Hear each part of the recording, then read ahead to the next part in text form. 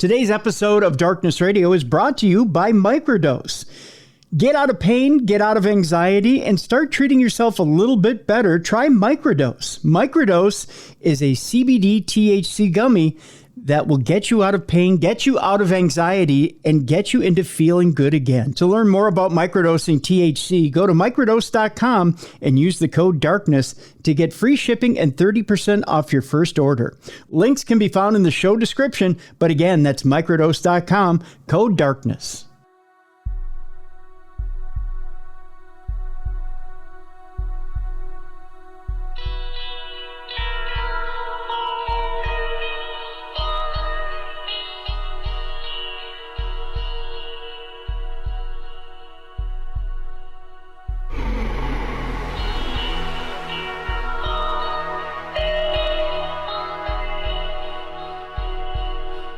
Welcome into the best in paranormal talk radio. This is Darkness Radio. I'm Tim Dennis. It's a Wednesday. You know what that means? It's Supernatural News Day, the one, the only, the original Supernatural News. That means we need a co-host. Let's see. What am I going to do today? I'm going to take out my little digital Rolodex. I'm going to spin it once, like that, and boom! I found the best in the biz. There he is, right across from me, the BCB, the big cuddly bear, Beer City Bruiser. How you doing, Bruiser? I'm doing fantastic, Cruiser. I'm glad I'm in your digital Rolodex. It makes me feel good. You're number one right there, sir. You know, it's an interesting week. It's an interesting week when it comes to supernatural news. Normally at the beginning of the year, we slow down a little bit. Everybody kind of slows down. The aliens, they celebrate whatever it is they celebrate, Yep Day or whatever it is, Shazbot Day or whatever they celebrate. You know, the ghosts, they open up the veil. They start to close it a little bit. I don't know. They get chilly. They don't wear much clothes. It's wintertime, so they're like, ooh. Yeah, they're like, ooh, brr, scary kids. And then the cryptids, the monsters, they, of course, they you know, cuddle in their hovels. It's chilly there for them too, so maybe they go into hibernation. So there's not a lot to report. Okay. But this week seems to be the exception. Yeah, lots coming out, I heard. Yeah. That's what you had said yesterday. Yeah, there's a little bit of activity out there. My mouth is running extra syllables today. I don't know why this is. I think just because the last couple of years have just been weird because of the pandemic and us adjusting to a new norm in the world. And I think the aliens and the cryptids and the ghosts and the spirits, they're all dealing with it too, because it's brand new to all of us. I think so. You know what else I think 2023 is, Bruiser? What's that? I think it's the year of the comeback. Oh, yeah? Yeah, it's the year of the comeback, man. It's the year of miracles. It's the year of the comeback. Man, you want to talk about the horrific start to 2023. Okay. You talk about Jeremy Renner. You talk about Damar Hamlin. Yeah. You talk about people who have just had gruesome things that happened in the beginning of 2023. Yeah. Just bam, hit out of nowhere. And you talk about the miraculous comebacks. You know, Damar went home to Buffalo. I was going to say, they say he's not going to have any, as of right now, they can't tell he's going to have any long-term effects. He was legally dead for 6 minutes, I think they said, as they worked on him on the field. Yeah. Yep. Like, that's a long time to be dead. And he sat there and he watched the next game, very next game of the Buffalo Bills. Yeah. As they played for number 3. And it was insane. Again, we're not doing sports talk, but if you watch the very first opening kickoff of that game, it almost made it. It was very inspirational because the very first kickoff of the game, the Buffalo Bill, catches it in the end zone, which they never do, and runs it back for a 102-yard touchdown. It's like, wow. Yep. You know, like, talk about being motivated to show Darren, you know, hey, you're loved, you're missed. We're going to win this one for you. Yep. Jeremy Renner, who plays Hawkeye, among other things, he's an amazing actor. He got ran over by a plow. A snowcat. And survived. Yep. His very own that he uses to dig out his neighbors. Yeah. You know, he lives in the Reno area, I believe. I think so. Yeah. In the same area as the Donner Party. I mean, so you know he's covered in snow every single season. Yep. this poor man goes out to dig out, the area. So he has guests up for the Christmas holiday. He goes to dig the area out so his guests can get out, so that other people can get out. And he goes to dig his neighbors out, right? Mm-hmm. So he's doing his good deeds. He's feeling good about it. And he went to dig out somebody who was trapped, I believe, in a car. Yes. Yeah, he was he noticed them on the side of the road, I think it was, and they were trapped. Yep. And he went to go help them, and he got out, and the snowcat ran him over. I mean, and it wasn't like it just ran him over. It ran him completely over. Yeah, it went to chew him up and spit him out. And he had life-threatening injuries. And again, it's one of those things where I don't know what you believe. I don't profess to know what you believe out there in listener land, whether you're an atheist and you believe it was just good timing of medical professionals, and you're entitled to believe that. That's the truth. That's what happened. Or if you believe in a modern day miracle, there were, in both situations, medical professionals right there to save both men's lives. Yeah, Jeremy Renner, less than a week later, was posting from his hospital bed. No, he looks rough. His face is all messed up, and his chest. He's got the tubes, and he's got the everything out of him. But he wanted to assure his fans, hey, I'm going to make it. I'm going to fight through this. I'll be back. And it's like, I remember just so inspirational. And then Hamlin too, when he tweeted out, like, hey, we're going to get through this together. It's like, man, that's just inspirational. Because I don't know if Renner was legally dead, but Hamlin was legally dead and he came back. Yep.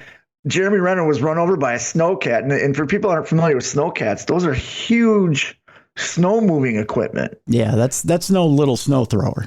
It's not a little snowblower that you walk behind and it's a little tire running over. I think it didn't have tracks. I think it might have had tracks, but it was because when I first heard it, I'm like, oh, he probably got hit and brushed to the side. And then my Mrs. Bruiser says, no, if you read the story, it ran him over. Yeah.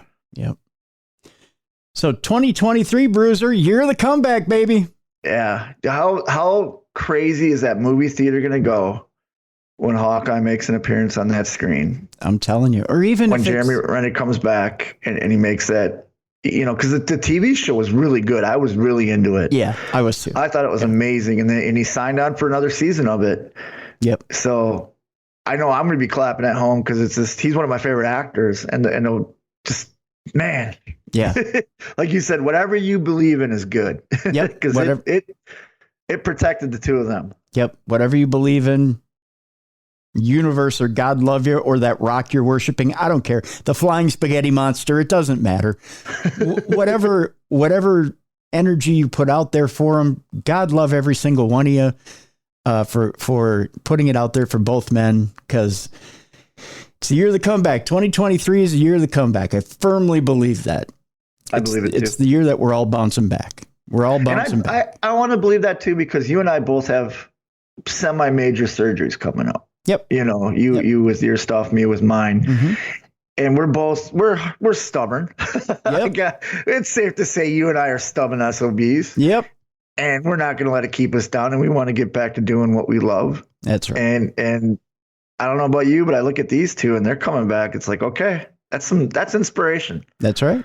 That's motivation right there. That's right. It's time to make that comeback, Bruiser. Time to make that comeback. I'm going to make it with my foot, my heart. You're going to make it with your hip. We're going to do it, man. Yeah, exactly. Year of the comeback. Year of the comeback, exactly. Baby. Year of the comeback. I'm going to say that before I go under. I'm going to look at that doctor and go, Doc, this is the year of the comeback. That's right. Year of the comeback. Absolutely. On today's show, boy, do we have a show today, Bruiser. Russia says it shot down a UFO. Oh. Was it a Ukrainian UFO? See, that's the thing, is we'll talk about that today. that's a little mysterious.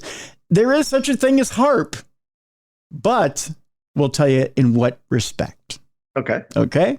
So we'll talk a little conspiracy theory, but we'll tell you why it's not exactly what you think it is. Of course, AI is in the news, but it wants to take your baby for a stroll. We'll tell you a little bit of nightmare fuel here today.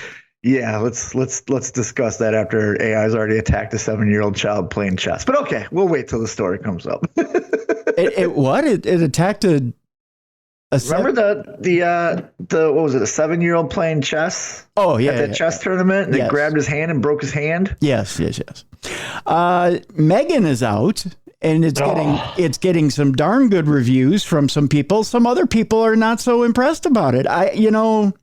We're going to have to watch it. As much as I don't want to, we're going to have to watch it. Unfortunately, I had a screening to go to of it, but the night that I was supposed to go to the screening, we got 7 inches of snow. And they were shutting down roads left and right. So I did not get to the screening of Megan. I know there are a lot of people who want to know what I think of it and want to know what Bruiser thinks of it. Unfortunately, it won't be on this week's show. It'll be on next week's show. I did have a lot of people weigh in. I had a few people tell me they thought it was absolutely wonderful. Okay. And loved it. I had a few people tell me they thought it was just Okay. Yeah. So that's how movies have been lately. Have you noticed that? They're either or they're that was really good. Like I watched Barbarian on the plane. Everyone was raving about Barbarian. Mm-hmm. Yeah. I just thought it was It was a movie. It wasn't good. It wasn't bad. If you want to watch it, watch it.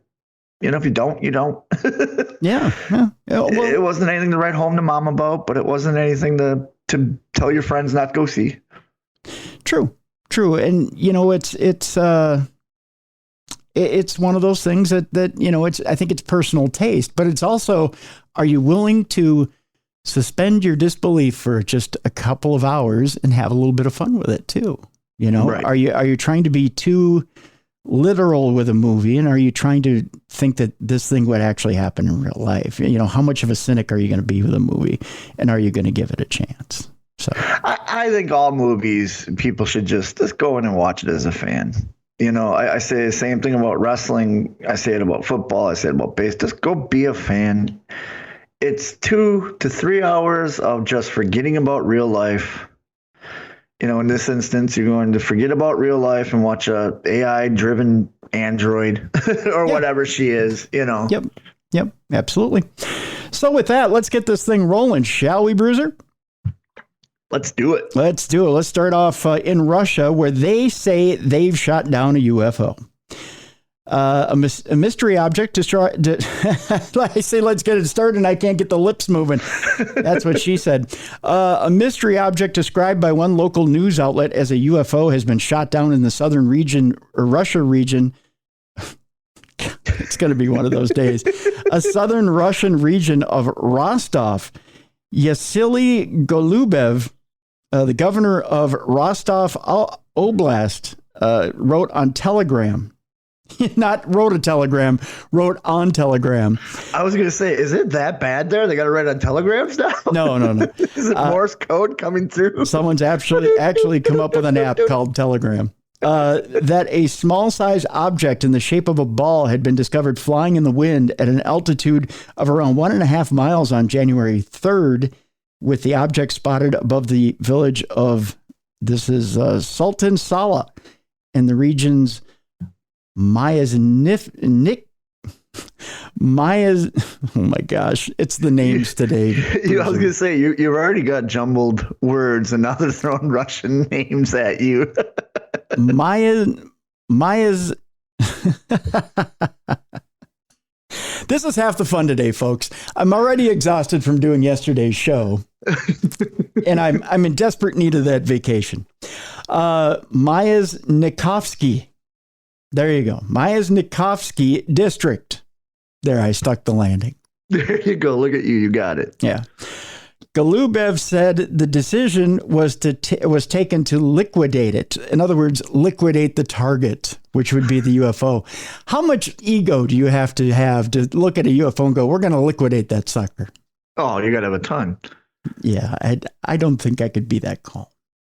But that's Russia in a nutshell. Like, they're nothing but ego over there. We are going to liquidate target. The quote here is, I urge everyone to remain calm to ensure security. All forces and means are involved. The sky is covered with anti-aircraft defenses, he added, without specifying what the object was. In reporting his comments, local news outlet Pivyet Rostov carried a headline that said a UFO in the form of a ball was shot down in the sky. Telegram channels that night described how air defense system in Rostov had been operating. The channel Ostorozhna, that's what it is, Ostorozhna, Novosti, which is caution news, or Ostorozhna Novosti. There we go. I'll get my Eastern European yet here. Although my Eastern European friends would say you're not getting the accent down, which is Ostorozhna Novosti. Ostorozhna Novosti. There you go. You got it. You sounded Russian there. Yeah. we had a Russian receptionist at Minnesota News Network.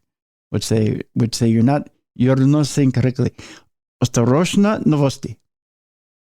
Two of my fans from Chicago are Russian. Yeah. And every time I do a meet and greet, they show up and we want to take a picture with the big boy. We love the big boy. Take picture with big boy. Ostorozhna Novosti. Published a video showing a shining object flying and then exploding in the sky. Look, another one has gone, someone is heard saying in the clip, which was captioned. Another video of the work of the Rostov regional air defenses. A witness told the channel how there was a very strong explosion and that everything in the house shook. We realized that the air defenses were in operation. Newsweek has contacted the governor's office for further information. Rostov borders the Sea of Azov, which is connected to the Black Sea by the Strait of Kerch, which is a strategic location for both sides of the war in Ukraine. Since the start of Vladimir Putin's invasion, the oblast near Ukraine has been subjected to regular shelling and drone attacks. In October, Rostov was named as one of the 6 Russian regions and 2 annexed regions in which Putin introduced a medium-level response to the threats posed by the war. This includes restrictions on movement and strengthening public order measures. He also announced a maximum response, effectively martial law, on the 4 regions he claimed to have annexed but does not fully control, which is Kherson, Zaporizhzhia, Donetsk, and Luhansk. So there you go. It says Ukrainian drone attacks are believed to have been behind strikes on Russian air bases in December that reportedly damaged aircraft. So if you're wondering, could it be a drone? I'm thinking it could be, but they're claiming it's a UFO. In other words, it's unidentified. So my question is normally when you hear about UFOs or UAPs, they don't show up on radar. Yes. Or they're hidden or some way. If I'm correct, isn't anti-aircraft basically radar-based? If it's not human control, it's usually radar-based. And if something enters there, the radar picks it up. I'm curious as to how come these got picked up. It's a good question. If it got picked up, I'm thinking it's not a UFO. Right. Yeah. I don't know. That's good. Or to play devil's advocate, it is a UFO. They turned off whatever cloaks them from our radar for a second, and Russia shot them. But a lot of questions go into that. Yeah, very much so. Very much so. A huge multicolored meteor was spotted soaring across homes in the UK. This just happened. This just happened a couple days ago. Okay. An amazing piece of video footage with photos showing the fireball shooting across the sky said to have contained multiple different colors. The Met Office took to Twitter and asked anyone to send in footage of the meteor. Reports came from around the country. Joanne Arnold wrote on Twitter, "I've just seen a stunning meteor burning across the sky tonight," which was January 9th, which would be 2 nights ago. Yeah. Yeah, on Monday. Monday night. Yeah. It was so low down and clear and beautiful, golden colored, she went on to say. Another said that they had seen the most astonishing meteor from Southampton, while Ruby Hazel asked, did anyone see a crazy meteor thing over Bath at about 8 p.m.? Andra Sebester spotted it and said, just saw the most astonishing meteor fireball of some sort shoot across the sky, Southampton bearing about 40 degrees. And I'm looking at pictures of it. It's quite astonishing, actually. It had multiple discernible colors, bluish-white core, bright red outline and streak, unlike anything I've ever seen. Photographer Amanda Cunningham saw this from Bookham in Surrey. This eve was huge. Didn't get time to film, but it was breathtaking. Lisha Howen said she was going to Tesco when she saw it. She told metro.co.uk, me and my partner were just popping to Tesco, and I pointed out a big fireball in the sky, and at first I thought it was a shooting star. Now I know it was a meteor. While another star spotter said they saw it in Wales, and it was a green color. I believe it's Tugendhat, MP, also reported a sighting over Westminster. It was captured in footage in London just after 8 p.m. on Monday. So there you go. That's cool. I love a good meteor shower. Yeah. They're fun to watch. They're beautiful. I remember one time when I was a kid, my first meteor shower, actually, in Wisconsin where we were at, and I'm sure you probably get it up in Minnesota too. Every once in a while you can see northern lights. Oh, yeah. Yep. And I remember my first meteor shower, my dad called us out in the yard. So come check this out. And it was a beautiful northern lights. And then, every 2-3 seconds, you just see them. And it was beautiful. First time I saw northern lights, I thought the earth was falling apart. I was very young. Very young, very naive. I looked, I'm trying to remember who I was outside with. I think it was my best friend and his dad. And his dad was a teacher. Still is a teacher, but he was retired at the time. He went back into teaching. I looked at him and I said, Mr. Anderson, I said, is the Mr. Anderson? And the sky was green at the time. And I said, is the earth falling apart? And he laughed. He said, no, those are northern lights. So, yeah, I was stupid then too. There you go. And my dad explained it to us as a rip in the sky. So, oh, well, that's a good way to put it. Yeah, he said there was a rip in space and we could see it. Oh. So we all thought that. So my brother actually got home from school one day and had to yell at my dad because my brother thought he was really smart when they were discussing the northern lights in class. And he raised his hand and went, oh, I know what that is. It's the earth sky falling ripping. Apart. It's the sky ripping. It's the earth falling apart. We're all going to die. The teacher's like, huh? Sure.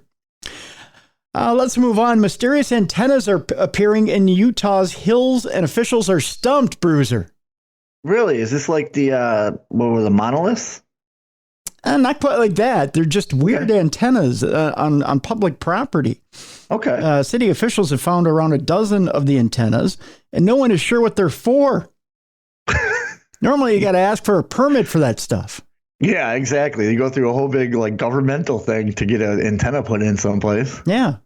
Strange antennas have appeared in the foothills around Salt Lake City, and authorities have no idea what they are or who put them up, as first reported by KSLTV5 in Utah. That's one too many letters.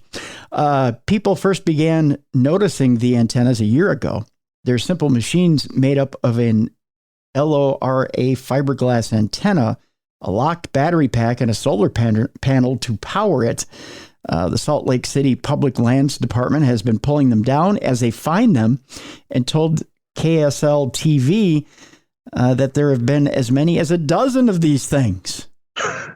It's just the aliens trying to get better cell service. I guess, right? Oh no, we're going over Utah. It's a dead spot. We need to put an antenna down. Verizon sucks. It's illegal to place structures on public lands without permission, and some of the antennas have appeared on steep peaks. Steep Peaks, I love that TV show. It was a TV show. Yeah, not as good as Twin Peaks, but it's close. It's a good spinoff. In one instance, the removal of an antenna required a team of 5 people. Oh, really? Yeah, it was that big. Other antennas were found on land managed by the University of Utah and the Forest Service. Tyler Fonero, Salt Lake City's recreational trails manager, told Motherboard that when the antennas were first noticed a year ago, we didn't really have the bandwidth to look into it or remove them, he said. Wow. Huh. Fonero said that there were no identifying marks on the antennas and that they had been bolted into the stone and required special tools to remove. Huh. We honestly didn't even open the box, he said. We just wanted it off the hill. What's in the box? Never mind, it could be an explosive. Well, at the very worst, it's just a converter and a battery. But at the very, very least, it could be a head. It could be a human head. I don't know.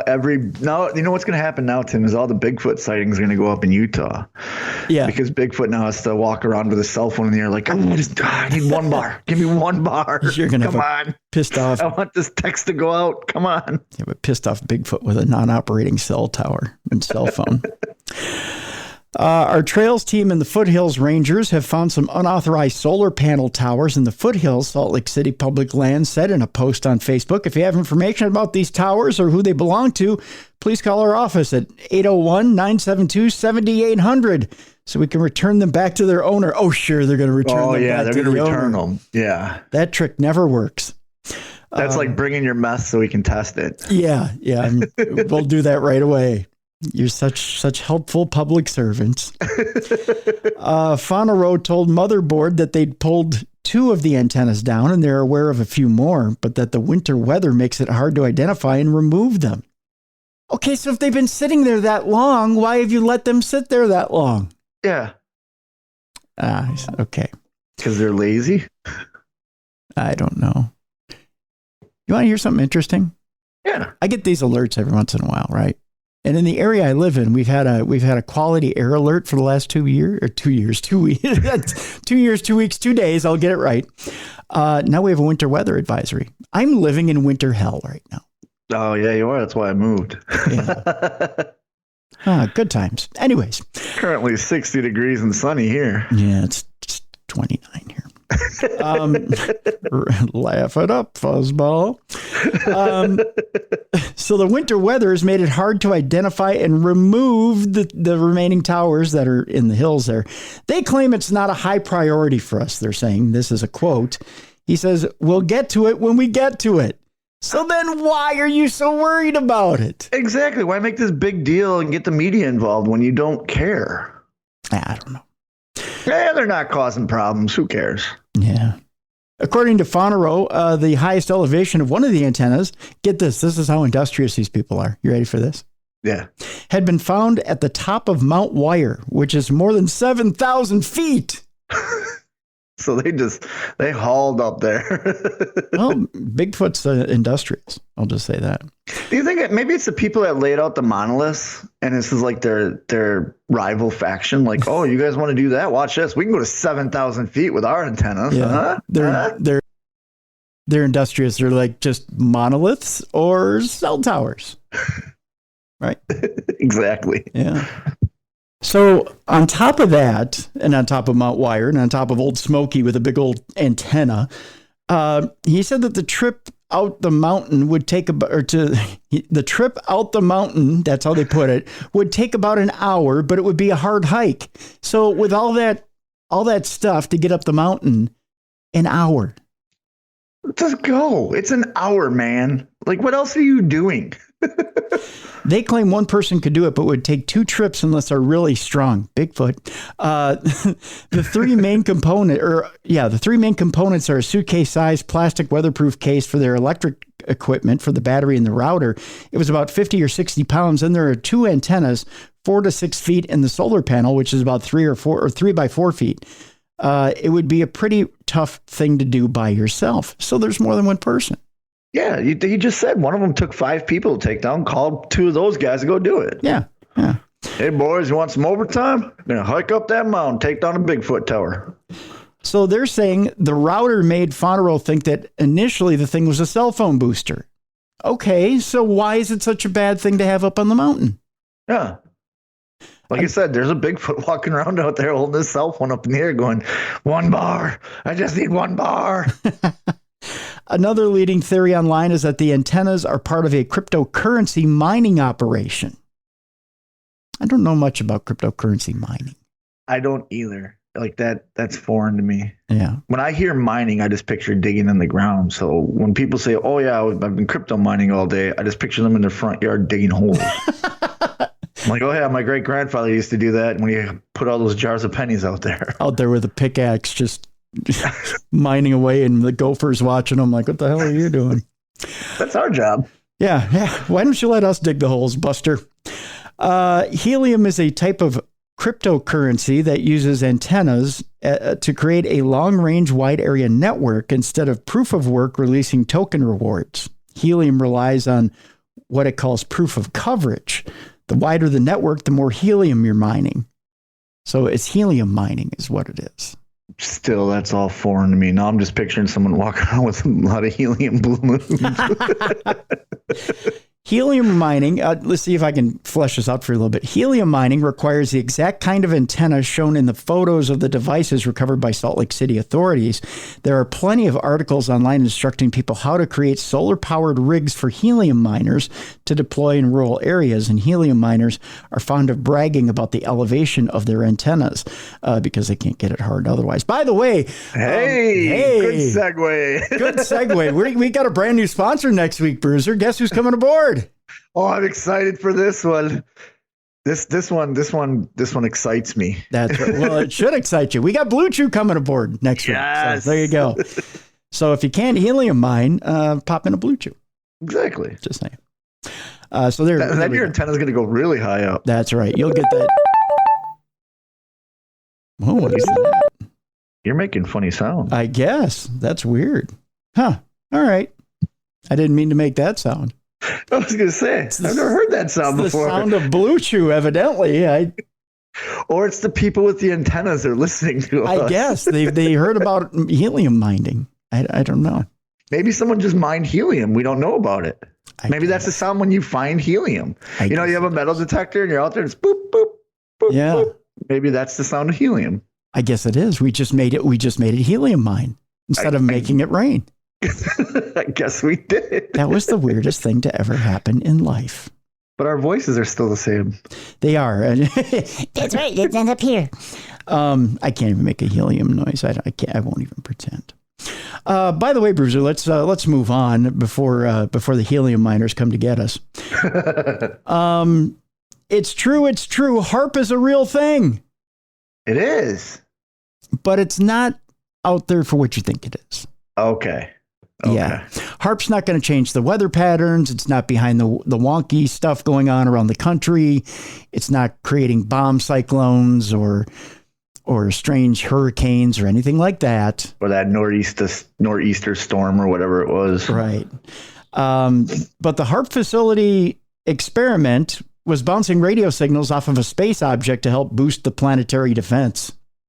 Oh, okay. Yeah. This is worrying me now. I want to say the second month in a row we've gone into where we've needed planetary defense. It all started with them shooting that rocket at that asteroid. And ever since that story, we've had a story about planetary defense. Is there something they're not telling us? I don't know.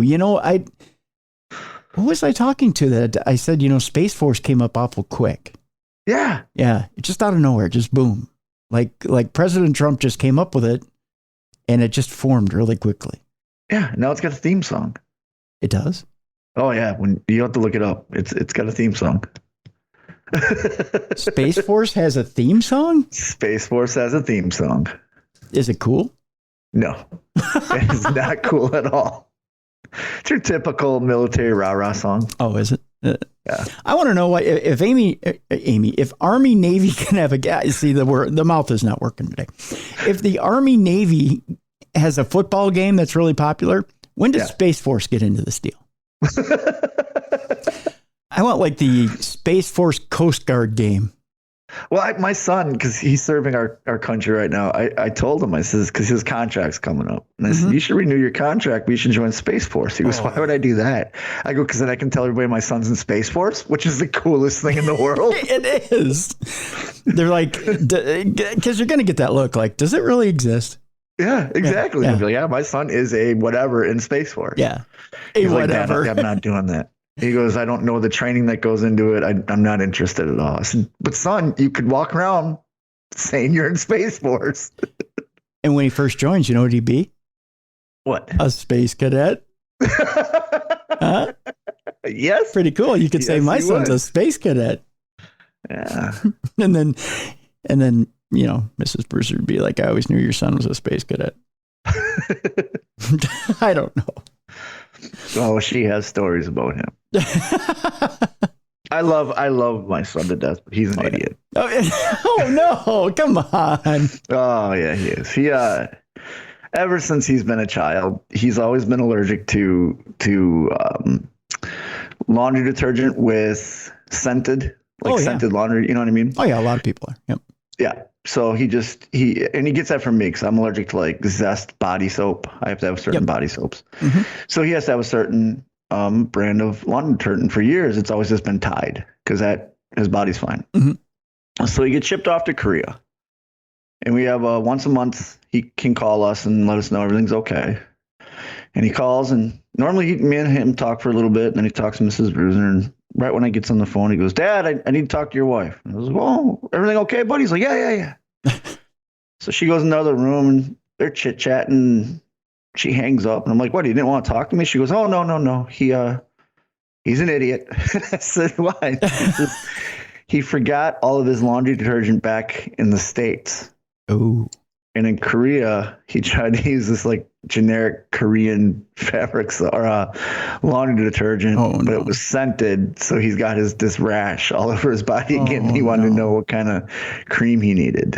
We're like, well, you got to go see the medic. Yeah.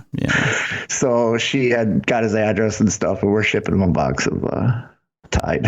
Oh my gosh. Mama Bruiser stepped up. Oh, that's good. That's good. Oh, God.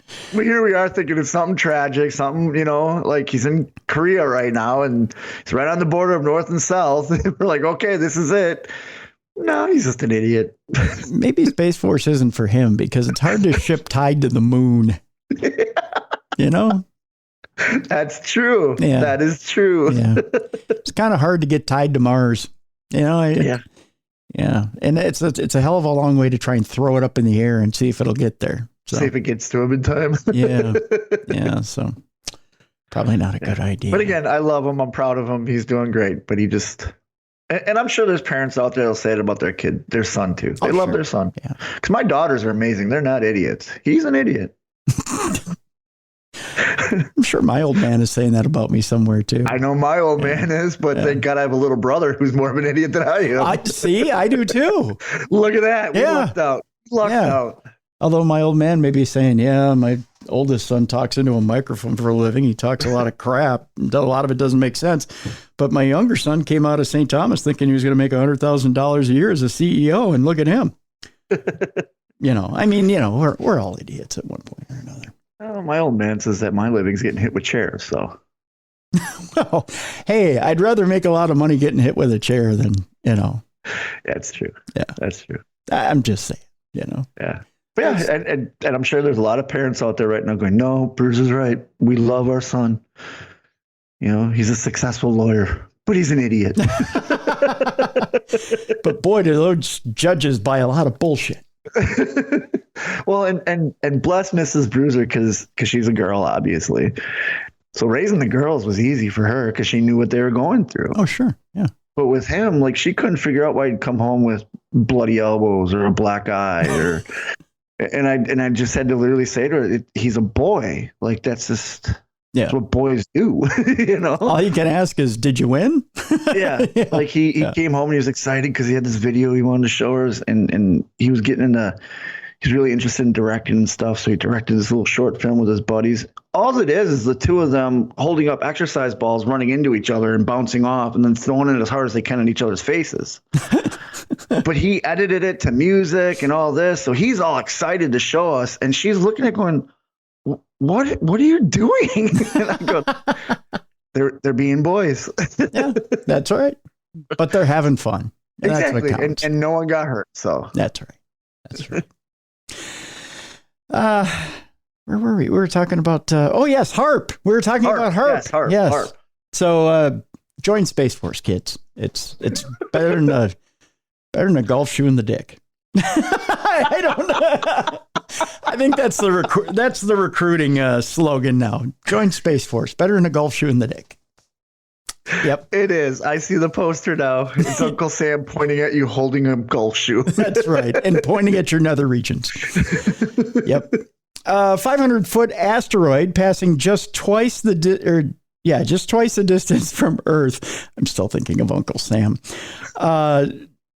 Just twice the distance from Earth to the moon was recently the target of radio signals emitted by a powerful transmitter deep within the heart of Alaska as part of an effort to enhance our ability to detect potentially deadly space objects. The experiment, which bounced long wavelength radio signals off the surface of the passing object to reveal information about its interior and composition, was conducted last week at Alaska's High Frequency Active Auroral Research Program, which spells what, Bruiser? That spells HAARP. You got it. And their research facility near Gakona. The test, which targeted an asteroid called 2010 XC15, was part of a joint research effort with NASA to prepare for the arrival of the 1,100-foot wide asteroid Apophis, which in 2029, discovered in 2004 and originally believed to pose a potential threat to Earth in the decades ahead. It is now believed that the object's close approach will not pose any direct threat to Earth. Mark Hines, as a radar systems engineer at NASA's Jet Propulsion Laboratory and the project's lead investigator, said that last week's experiment marked the first time an asteroid was monitored in such a way at such low frequencies. The data that was collected will be analyzed in the weeks ahead, with findings from the research effort published later this year. Haynes added that the experiment shows the value of HAARP as a potential future research tool for the study of near-Earth objects. Although several similar efforts involving planetary defense against asteroid impacts are currently underway, the long wavelength radio signals that HAARP employs can also provide information about the interior of such objects, not just their exterior shape and size. Understanding the composition of asteroids and other details about their makeup and interior could potentially provide crucial data in future efforts toward defending against such an object, should one ever pose a direct threat to our planet. According to NASA, each year at least one car-sized asteroid will collide with Earth's atmosphere. Oh, that'll keep you up at night. Yeah. Yeah. That is terrifying. Yeah. But something to calm us down here a little bit, Bruiser. It will burn up before ever striking the surface and produce a vivid fireball as it streaks through the sky during re-entry. Whew. All right. Maybe that's what they saw over England. That probably is, yeah. Yeah. However, larger Hey, look, a Toyota Celica. Look, it's a Saab. It's safe. That's an old joke. I don't know if you remember that comedian who used to do that. No, I don't remember that. Talking about people who drive Saabs. Okay. I remember the Mallrats joke about what's the most uncomfortable place to have sex. Back of a Volvo. Yeah, it would be. This segment brought to you by Blue Chew. See, I'm getting ready for next week. I'm getting ready for next week. However, larger asteroids approaching the size of a modern football field also strike the Earth every couple of thousands of years. Or every couple of thousands of years. That's even disturbing. I know I'm not going to live to see it, but you like to put yourself in that position. Yeah, it's terrifying. It is. Fortunately, objects large enough to cause widespread cataclysmic damage to our planet only cross paths with us every few million years. Still, I'm terrified. Yeah. I know I'm not going to be here, but I'm terrified. You're not going to be here in a few million years? No, but I'm terrified. I might be reincarnated by then, but I'm terrified. I am too. I looking up at the sky and seeing that come at you and knowing there's nothing you can do. Yeah, but I'm terrified. Still preparing for such eventualities had been the driving force behind the first successful test of NASA's double asteroid redirection test mission, or DART. You remember when we shot that little thing at the asteroid? We annoyed it. Yeah, we annoyed it, moved it over back in September of 2022. Also earlier this year, tests similar to those conducted at the HAARP facility last week succeeded in bouncing long wavelength radio signals off the surface of the moon, whose size, distance, and predictable orbital path around the Earth makes it a much easier target than distant asteroids passing near our planet. So yes, Virginia, there is a HAARP, but it doesn't cause the weather to go all wonky. No, it just looks out for other terrifying things. Yeah, that's right. Coming up in the second half of our program, AI is alive and wanting to push your baby around. Would you let it push her off a cliff? We'll talk about that. Lots of scary AI stuff to talk about. We'll also talk about strange creatures in the second half of our program. A shadow creature attacks a goat. We'll also talk about a giant on a mountaintop that's caught by a trucker. Go figure, truckers are people too, and they also catch giants out there. That's why we need truckers on the road, ladies and gentlemen. That's why we need truckers on the road. And we'll go tiptoeing through the graveyard, and we'll whistle while we go through it. That coming up next on the best in paranormal podcasting. This is Darkness Radio.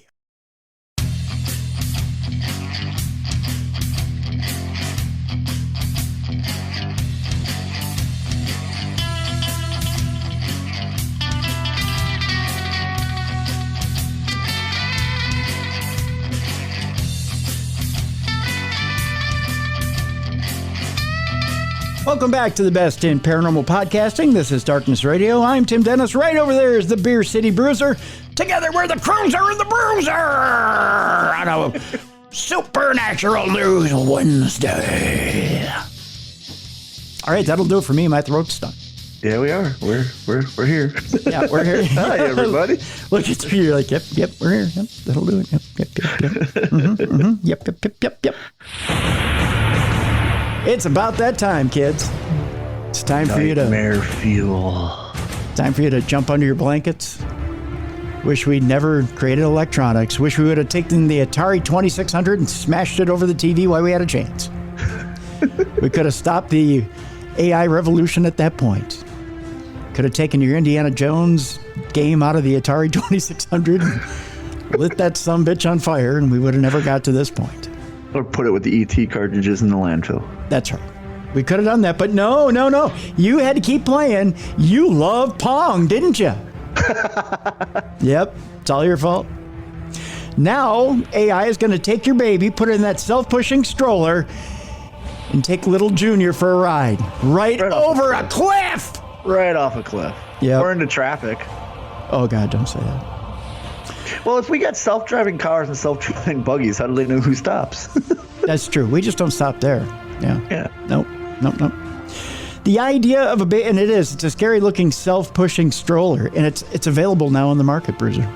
Yeah, no, not going to buy it. Yeah. But buy it for somebody you don't necessarily love. You know what? That's how we can get rid of ugly babies on this planet. Oh, come on, Bruiser. Oh, come on. You know you've met babies that are ugly. Well, but I don't wish them death by AI. I don't either, but... I mean, there's plastic surgery for those babies. You know, you're never too young to get that first plastic surgery. That's right. That's right. The idea of a baby carriage cruising down the street with nobody pushing it may seem a little bit terrifying, but a Canadian startup... Of course, it's Canadians. Oh, come on, Bruiser. You know my feelings for Canada. I love Canada. I know you do. Yeah, my relatives started Quebec. Have created a pram. They've created a pram that does just that. That's a Canadian term, isn't it? A pram.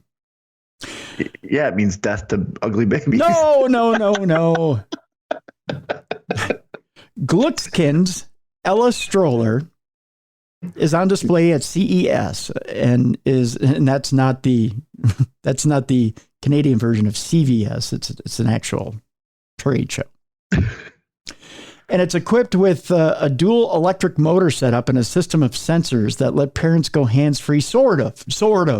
Okay. You just can't throw the baby in there like a 2-point shot and let it take off.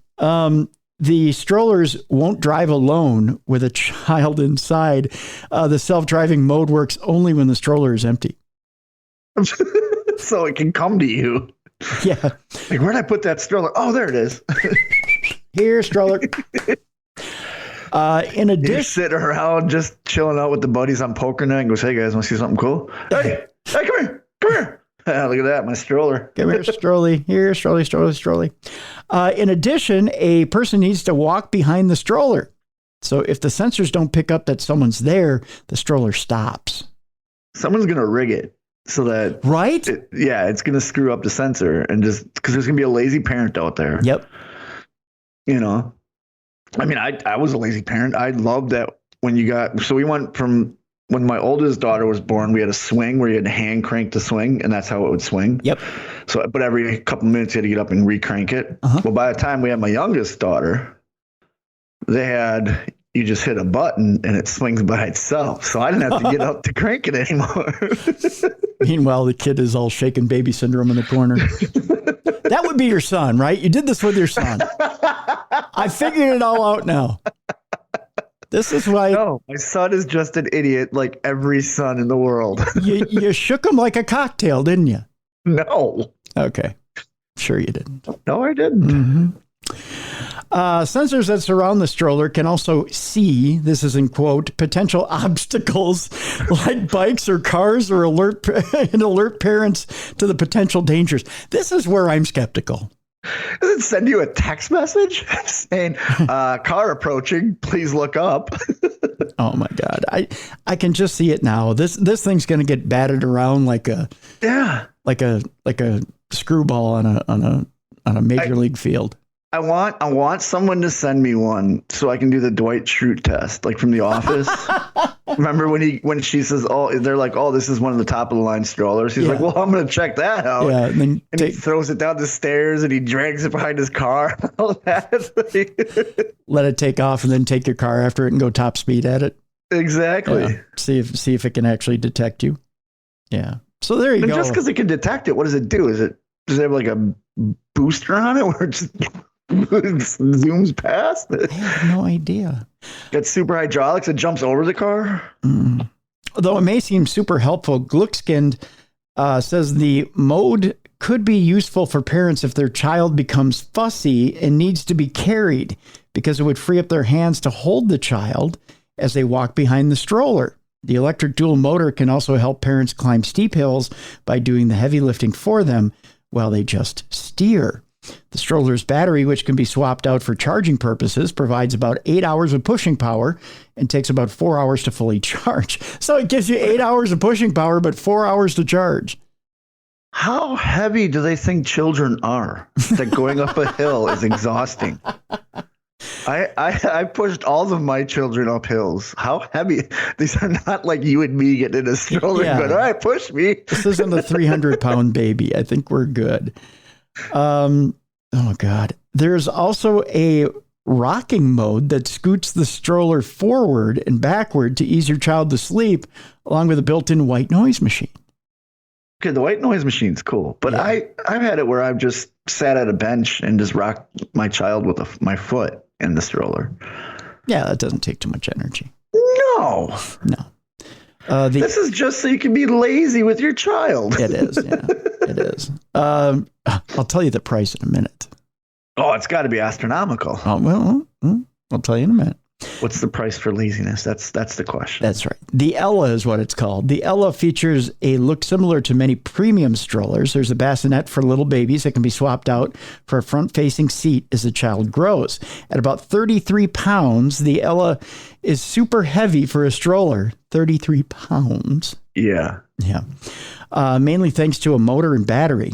Its frame folds up easily, but it's something you'd probably stow in the back of an SUV, not carry up a flight of stairs.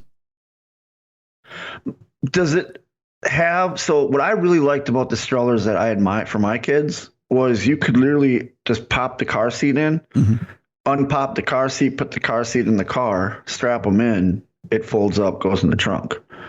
Does this have that? Or do I have to have a separate car seat? You know what I mean? Yeah. I think there's a seat that comes out of this. Okay. Yeah. It says here, fair warning, all that tech comes with a hefty price. Brace yourself, Bruiser. How much do you think the Ella cost, first of all? 10 grand. Ooh, come down a little bit, bud. Okay, let's go 6 grand.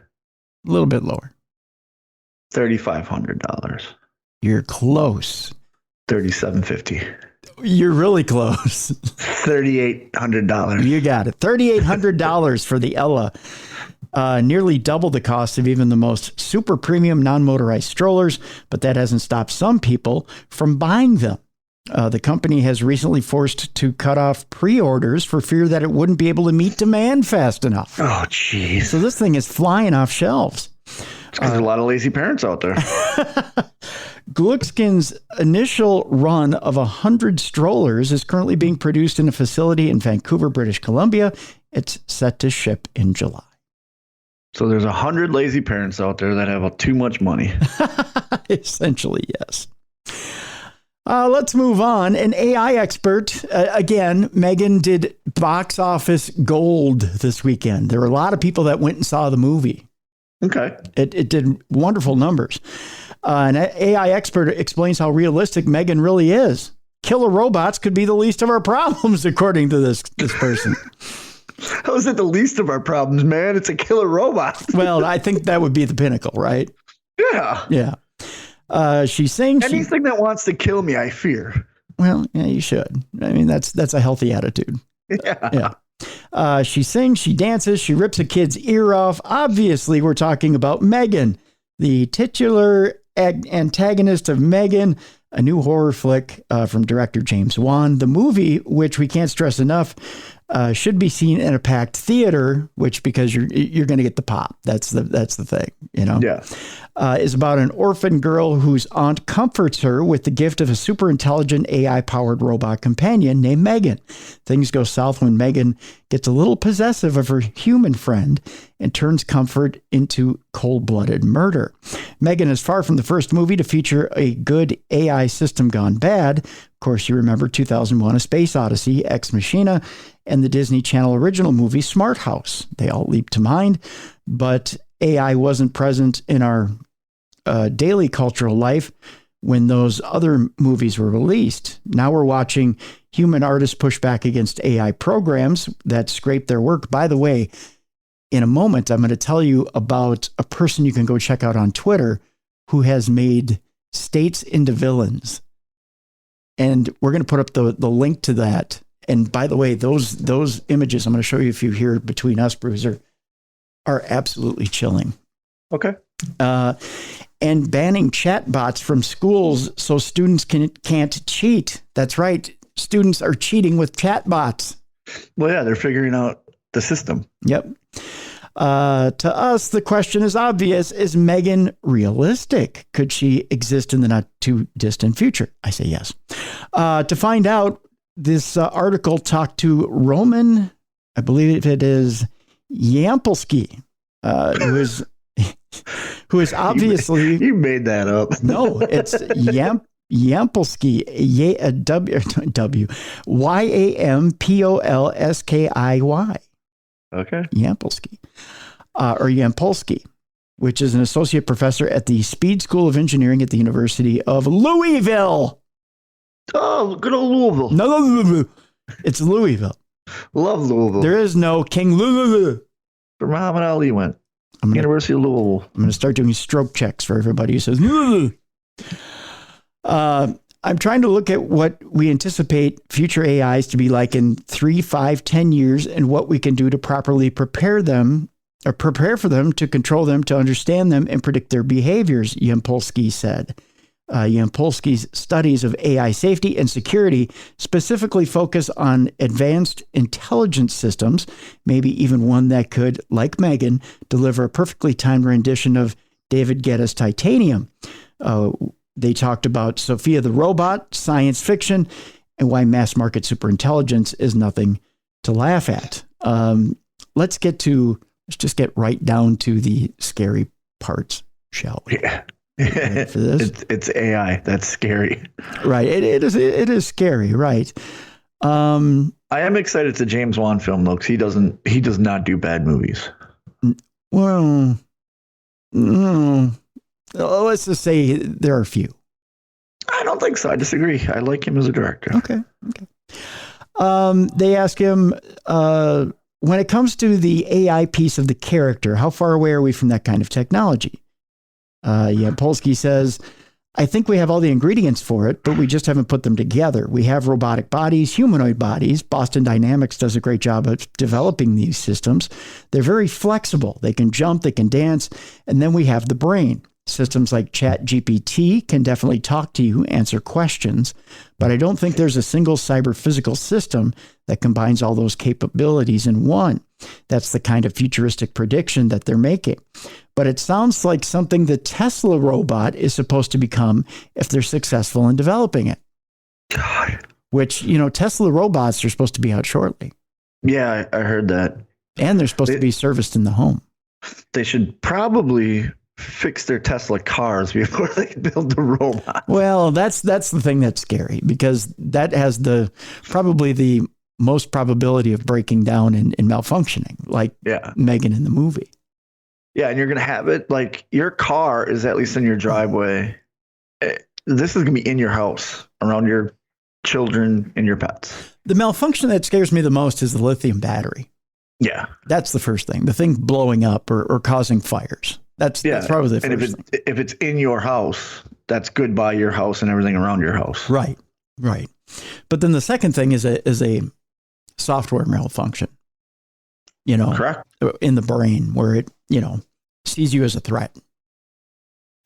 Then you're in trouble. So, how many years away from a robot like that would you say we might be? Well, Polsky says, nobody knows. Predicting the future is kind of hard. A lot of it is not just technical limitations, but market-based limitations. We had video phones in the 70s, and they did not become popular until the iPhone. So we may have capabilities in 2 to 3 years, but it may not actually be available for sale for much longer. They go on to talk about Sophia, the robot. The one that you keep seeing in different videos, the one that's intelligent and talking, and has actually gone so far as to say that the human race is a danger. Yeah, she's got like the brain of an 8-year-old or something, they said, right? Right. Yeah. Polsky's not impressed. He says, it's a very impressive marketing robot. I think it's the most successful marketing robot ever, but I don't think it's a general intelligence with capabilities to speak to the UN or get citizenship or anything like that. He also says, as they ask, and the author of the article says, totally. So if the emotional, intelligent AI tech is out there, how plausible is it for AI to become jealous or possessive like Megan? This is key. To develop a specific attachment to an objective or a person, because this is where things can go wrong when you add emotion to logic. And Polsky says it definitely doesn't have any human emotions in a traditional sense, but there are rationality-based reasons for those, right? Jealousy is about resource allocations. I don't want resources dedicated to me to go to somebody else. It's very rational that any system trying to optimize for reward would develop such drives. We call them AI drives. That part would be very realistic, and then you can kind of project human form on that and go, oh, it's jealous or something like that. And they ask, what about the attachment piece of the puzzle? Is it plausible at all? Polsky says, we program systems and robots with a certain goal. If it has a specific goal of protecting that particular human, and then there is a procedure for mapping which human that is, it will be attached to a particular individual. So yes, in a way, there's an attachment, not an emotional one, but a logical one. It's like a Terminator 2 attachment. Yes. Where Arnold's character is attached to John Connor and cannot harm John or Sarah Connor. His primary directive is to protect John Connor at all costs. Yes. This also, we're talking Megan, I get that, but there's the TV show, The Orville. I don't know if you've ever seen that. Yeah. It's on Hulu. Yep. But there's a race of robots on there. I believe the Kylons are what they're called. And they're the number one enemy because it starts off that they were just house robots. and they develop feelings and emotions. Robotic ones, obviously, like he was just saying there, but we put the human attachment where they think they're slaves. So they rebel, and now they hate any biological race. Yeah. And that's what causes the war between them, is because they just look at biologicals as slave traders. Yeah. Yeah. So what if that happens? What if all these bots that are controlled, because they're all connected to the same unit, hive mind? Yeah. Yeah, exactly. Yeah. Yeah. I won't go into the middle part of this article because it has spoilers, and I don't want to provide spoilers for the movie. Okay. And the questions asked, but they're very good questions. And the article is at vice.com. So you can go to vice.com and read the entire article if you're interested. I will go over one last point in this article, and that's this. So they ask, what do you think the average person misunderstands about AI capabilities, even right now? Very good question for Jan Polsky. He says, well, I think most people don't fully understand the capabilities of those systems, including people who develop them. So for an average person not to know what they can do is not particularly surprising. I think the misconception they have is that the experts, the scientists, actually know they've got it under control and there's nothing to worry about. That's the bigger problem. It would be good if average people wanted a little more participation and control about this. Essentially, experiment. We're performing on them. We're deploying this technology and it will impact all 8 billion people on this planet, but most of them never consented to that experiment in any way. Okay. So, I don't know. You take that for what it's worth. I just say leave it alone. I get it's all being created in good intentions, but you're not factoring in human error to this, because it takes humans to program them, and you're not taking in human judgment. Well, society has to move forward, and we do have to advance technologically. We do, but I don't think a robotic. Look how much of our lives are spent online right now. And now we're going to add a robotic friend. So like people can't, well, my kid doesn't make friends in school, I'm going to go buy him this robot. Like, how does that teach your kid social skills? I would hope you wouldn't do that. I would hope that wouldn't be the first move. But it's going to be a move. Maybe not the first move, but it's going to be a move. This weekend, my nephew was playing 2 games. He plays hockey. He's a good hockey player. We went to a Japanese restaurant, small Japanese restaurant. That's what he wanted. It was his birthday dinner. And the owners were really cool. They also had their kids up really late. I don't think they had daycare for them or whatever, but they were all really cool kids. And the little boy was very, very shy. You could just tell he was very insulated, didn't say much to anybody. And the lady behind the counter was like, come say hi, come say hi. And they did everything they could for my nephew they put a YouTube video on the screens. They sang happy birthday to him and everything. It was very nice. But they wanted the kids to sing happy birthday, which is awkward for a kid that's like 8, 9, 10 years old to sing to another kid that they don't know is awkward. It's just awkward. Yeah, right. And they didn't have to do that, but I understand, but they're just trying to be nice. And I think the kid's name was Justin, who was a little awkward. And I just told his mom, who was one of the owners of the restaurant, I said, it's okay. He doesn't, he's good. If he's just, I said, I was incredibly shy when I was a kid. I was incredibly shy.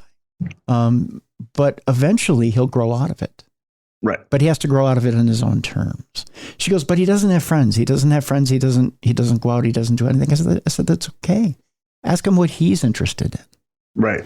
And then encourage what he's interested in. And then my sister said something about,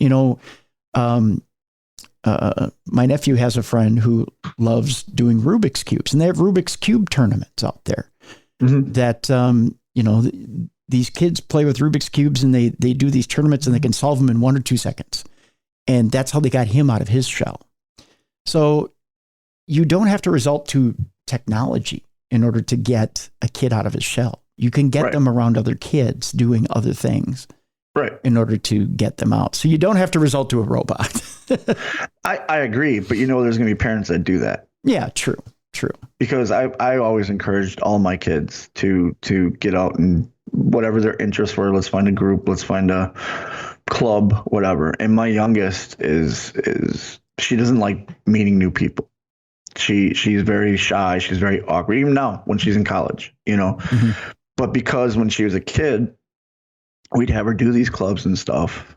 She now in college on her own will sign up for stuff knowing that it's a club with kids with a like-mindedness. They all have the same interest, whether it be, the special effects makeup, whether it be anime, whatever it is, they all have that common interest. Yeah. And I think that's because when she was younger, I won't say we forced her to do it, but we encouraged her to do it. And I think if these robots become a common thing, I think there's too many parents out there that don't want to hurt their child's feelings or push their child into an uncomfortable situation. They're going to do something like that.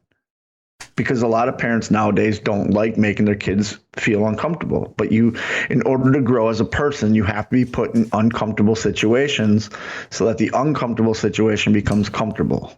Now, as parents, we have to make sure they're uncomfortable situations, but safe situations. True. Well, you have to feel safe in order to grow. That's Correct. Correct. That's just part of it. But to this day, she's still, I don't have to tell her, hey, you should look into this. Like she just transferred colleges, and right away, the first thing she did was look into a club for her major. Yeah. Because now she's with other kids her age with the same, likes and dislikes. Well, same likes. Yep. With that story, Bruiser, scientists say they're now actively trying to build conscious robots. We'll just go over this one quickly because we're kind of doubling on the last story. But if we could create a machine that, and this is the quote, that will have consciousness on par with a human, this will eclipse everything else that we've done. That's the quote. 2022 was a banner year for artificial intelligence, and particularly taking into account the launch of OpenAI's incredibly impressive ChatGPT, which we cited in the last article. The industry is showing no signs of stopping, but for some industry leaders, chatbots and image generators are far from the final robotic frontier. Next up is consciousness. You heard us right. Hod Lipson is the name of the mechanical engineer in charge of the Creative Machines Lab at Columbia University. He told the New York Times this topic was taboo. We were almost forbidden from talking about it. Don't talk about the C word. You won't get tenure, he said. So in the beginning, I had to disguise it like it was something else. Consciousness is one of the long-standing, the most divisive questions in the field of artificial intelligence. And while to some it's science fiction and indeed has been the plot of countless sci-fi books, comics, and films, to others like Lipson, it's a goal, one that would undoubtedly change human life as we know it for good. The researcher continued, this is not just another research question that we're working on. This is the question. This is bigger than curing cancer. If we can create a machine that will have consciousness on par with a human, this will eclipse everything else we've done.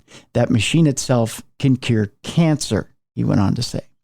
Of course, the biggest issue that the industry runs into with the question of consciousness, other than the technological challenge that it would undoubtedly be, is the fact that, concept itself doesn't really have a firm definition in the field or beyond it. Philosophically, consciousness is vague and debatable, and scientifically, as the New York Times noted, efforts to tidily nail consciousness down to specific brain functions or otherwise signifiers tend to fall flat. There are also a number of deeply ethical questions that arise with just the concept of machine consciousness, particularly related to machine labor. For his part, Lipson has done his own definition of consciousness, that being the capacity to imagine yourself in the future, as explained by the New York Times. Thus, the engineer has focused a great deal on his career of working to build adaptable machines, generalized intelligence that can learn to evolve by machine-learned natural selection, responding in kind to changing environments and errors or injury within the mechanical body. In other words, we'll sum this up nicely, A machine with the ability to not only learn more or correct responsively, as machines do now, but a machine with the ability to imagine how it might be better and evolving to suit that vision. It's a slight distinction, but an important one. Even so, considering that conscious has no set definition, it's hard to co-sign any particular one. It's also impossible to ignore the fact that humans really, really like to anthropomorphize, there you go, just about anything we can, from toasters to pets to vegetables and more. Such a tendency is exceedingly present in the field of robotics and artificial intelligence, where those building machines constantly project human features, both physical and intellectual, onto the devices they create. And to that end, it's always worth asking whether those machines actually possess the qualities that researchers like Lipson imagine they one day will, or whether scientists, as a result of their own very human urges, are projecting humanity or nature or consciousness or whatever you want to call it onto very much not conscious machines, reflecting back what they hope to see rather than what it is. There you go. Wasn't there a Johnny Depp movie where he was a scientist trying to put his conscious into a computer? What was that movie? I never saw it, but I remember it. It didn't turn out well. Yeah, I remember that movie too, but I don't quite remember what it was. So speaking of, and this is the last AI type deal we'll do, but it has more to do with just your search, your browser search. How many times a day do you go to Google? On average, maybe 5 or 6 times. Depends what I'm doing. What's the weirdest thing you've ever put in your search engine? I can't even say. you can't? Not appropriate for family. Okay. For all family right. radio. Family podcast. What's the weirdest clean thing you've ever put in your search engine? The average size of nipples on humans.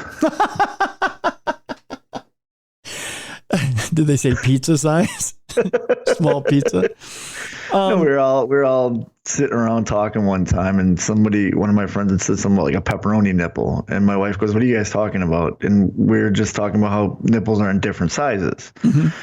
She kind of looked at us like, what? And so we just started Googling what's the average size for a human nipple. Like, we were just curious. Like, none of us knew, because everybody has different size nipples. True. Very true.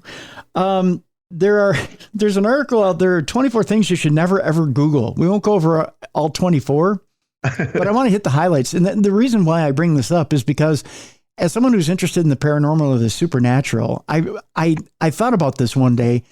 If the CIA or one of those 3-letter agencies, FBI, whoever, because folks, don't kid yourself, the CIA does operate on our soil. Yeah. If they were to ever look at my browser history, they would be like, this guy's a lunatic. I have that too, because I look up a lot of conspiracy theories. Yeah. So,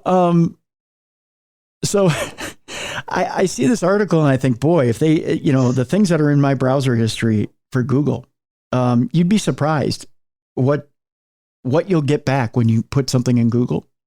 Yeah. Mm-hmm. Let me tell you some of the 24 things you should never, ever Google and why you shouldn't. Huntsman spider. Okay. Just a random spider. Okay. Right. If you don't have arachnophobia before reading about the spider, one photo of this foot-long spider feasting on a mouse will cement your real fear of the species. The huntsman spider. I'm doing it right now. Huntsman spider. All right. While you do that, I'll move on. Yep. Snape wives. From Harry Potter. Okay. Yeah, I've never seen a Harry Potter movie. Snape, really? Yep. And I never will. Really? Yeah, it's one of those things where I'm taking a stand. Okay. Ooh, that's a nice looking spider. That thing's huge. Yeah, it is, isn't it? I got a picture of one in front of me. Snape wives are a subculture of Harry Potter superfans that believe they're married to Professor Severus Snape on a supernatural astral plane. Okay. It sounds ludicrous, sure, but the writer of the article found themselves so spellbound reading about these people that by the time their curiosity was sated, it was almost time to leave the office. Snape wives. Look it up and have a party. This one I don't know that you should look up because it has been used in certain terroristic plots. Oh yeah, then I'm definitely not going to do that. And put us on the list. It can trigger you on a list. So I won't give you the total deal, but pressure cooker bombs with backpacks. Oh, that's just like the Boston Marathon bombers. That's what they used. In 2013, a Suffolk County man Googled pressure cooker bombs and backpacks from his work computer. Then the police showed up at his house. Well, yeah, you don't do that at work, you idiot. The police determined the man was just curious, not criminal, but he probably regrets those searches to this day. Yeah, you're on a list now because that's literally what they use in the Boston Marathon bombings. If you want something to make you cringe, much like the huntsman spider, bot fly removal, BOT fly removal. Oh, it comes up first. If you've never closed out of a browser tab so quickly as when you watched a video of a man removing a parasitic flesh-eating botfly maggot from under his skin, you will now. Oh. It's there. Yeah. I'm not clicking on just the little preview that they have before it comes. Oh, my God. Yep. Botfly removal. Have fun with that one. You've seen The Matrix. Uh-huh. I love The Matrix. You've got the blue pill and the red pill. Exactly. If you think you're going to get info on the Matrix movies by Googling the term red pill, you're dead wrong. Instead, you'll get a glimpse on the men's rights movement. Critics have called much of the movement misogynistic. Yeah. Yeah. Here's another one that'll turn your stomach. Don't Google it before dinner. Mouth larva. Oh, I've seen this. Yeah, this is disgusting. Yeah, LARVA. If you're searching for pictures of moth larva, be very careful not to accidentally type the word mouth instead. Instead of pictures of household pests, you'll find pictures of humans and other animals with larvae crawling between their teeth. Yeah. You won't be able to unsee these images or videos. I'm going to be very careful how I say this next word. Jiggers. Okay. Jiggers. Isn't that that's a bug or is that a fishing term? No. Jiggers are a shot pouring tool used by bartenders. Okay, yeah. But a jigger flea is a terrifying insect that will burrow into your skin and lay eggs. Yeah, I was going to say I've heard of both. Yeah. Make sure your search term reflects interest in mixology rather than fleas. Yeah. Dude, jiggers, mixology. Right. Insider trading in an international account. This will get you busted too, by the way. Duh. Just make sure you're careful when you do that. There's a band out there you got to be careful of. We'll just say the band Brazilian Girls, and we'll leave it at that. Okay. Yep. Okay. All right. Bed bugs. Yeah. We'll leave it at that. Murder Island, Thailand, for our friends at True Crime Tuesday who listen to the show. Murder Island, Thailand. Yep. Several tourists have died on the small resort island of Koh Tao. Kohtao. In the past 3 years under disputed circumstances. A fact you'll learn if you Google the term above, which is Murder Island, Thailand. Yeah, it's the first thing that comes up is the Wikipedia for it. Yep. A fact you'll learn if you Google the term. As with Snape Wives, the writer of this article spent about 2 hours riveted to the rabbit hole of a story. It's 2 hours they'll never get back, they said. Yeah, there's a lot to dive in here. This is a rabbit hole, which I'm going to probably dive into later tonight. There you go. I'm not going to lie. Here's another one that, oh my God, no. Oh, no. For the ladies in the audience, I don't know if you want to see this or not.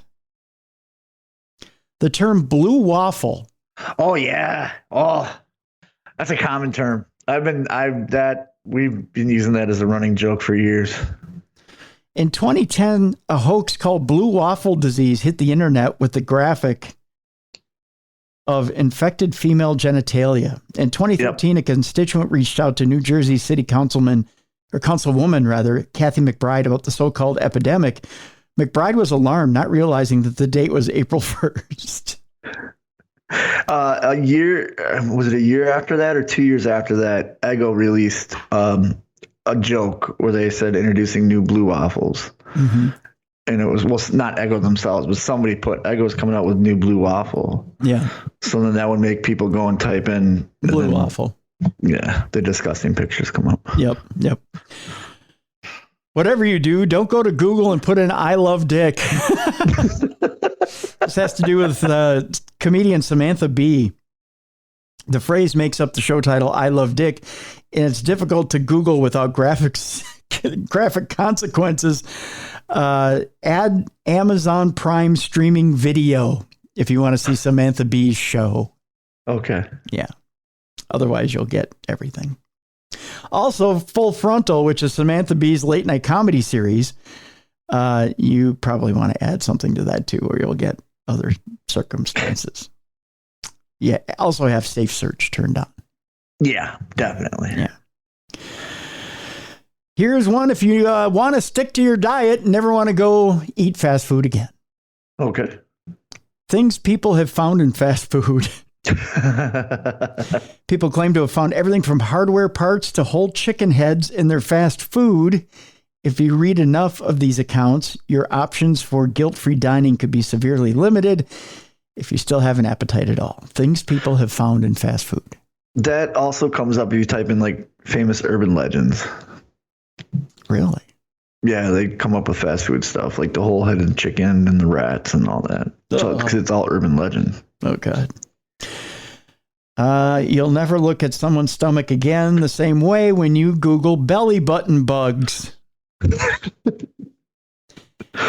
Your belly button harbors what scientists have described as a rainforest of bacteria. This Google search term will yield pictures of insect bites and recently pierced infected navels. Oh, gross. Have fun with that one. This one will make you absolutely paranoid. Okay. Are you a fine print reader? Yes, I am. All right. This one will give you nightmares. Everything Facebook knows about you. Okay. Google that one. Have some fun. I know if you put in funny warning labels, stuff comes up too. Yep. Like the lawnmower says, do not use this for a haircut. Oh, yeah. Yeah. That one's pretty obvious, but yeah, that one's funny. And then the jet ski says water may enter different bodily orifices. Yep. This one is no sleep. If you're looking for a cure for insomnia, or to insomnia, searching for no sleep won't help you. Instead, you'll wind up on Reddit's aptly named horror story forum. Oh, no sleep. Let's see. And it will leave you jumping at any sudden movements. Make sure the lights are all on if you wander into this horrifying time sink. I know our audience will Google no sleep. It's also a video by Martin Garrix and Wiz Khalifa. Yep. And NBA Youngboy. Yep. But yeah, the next one is the Reddit. Yep. Calculus bridge.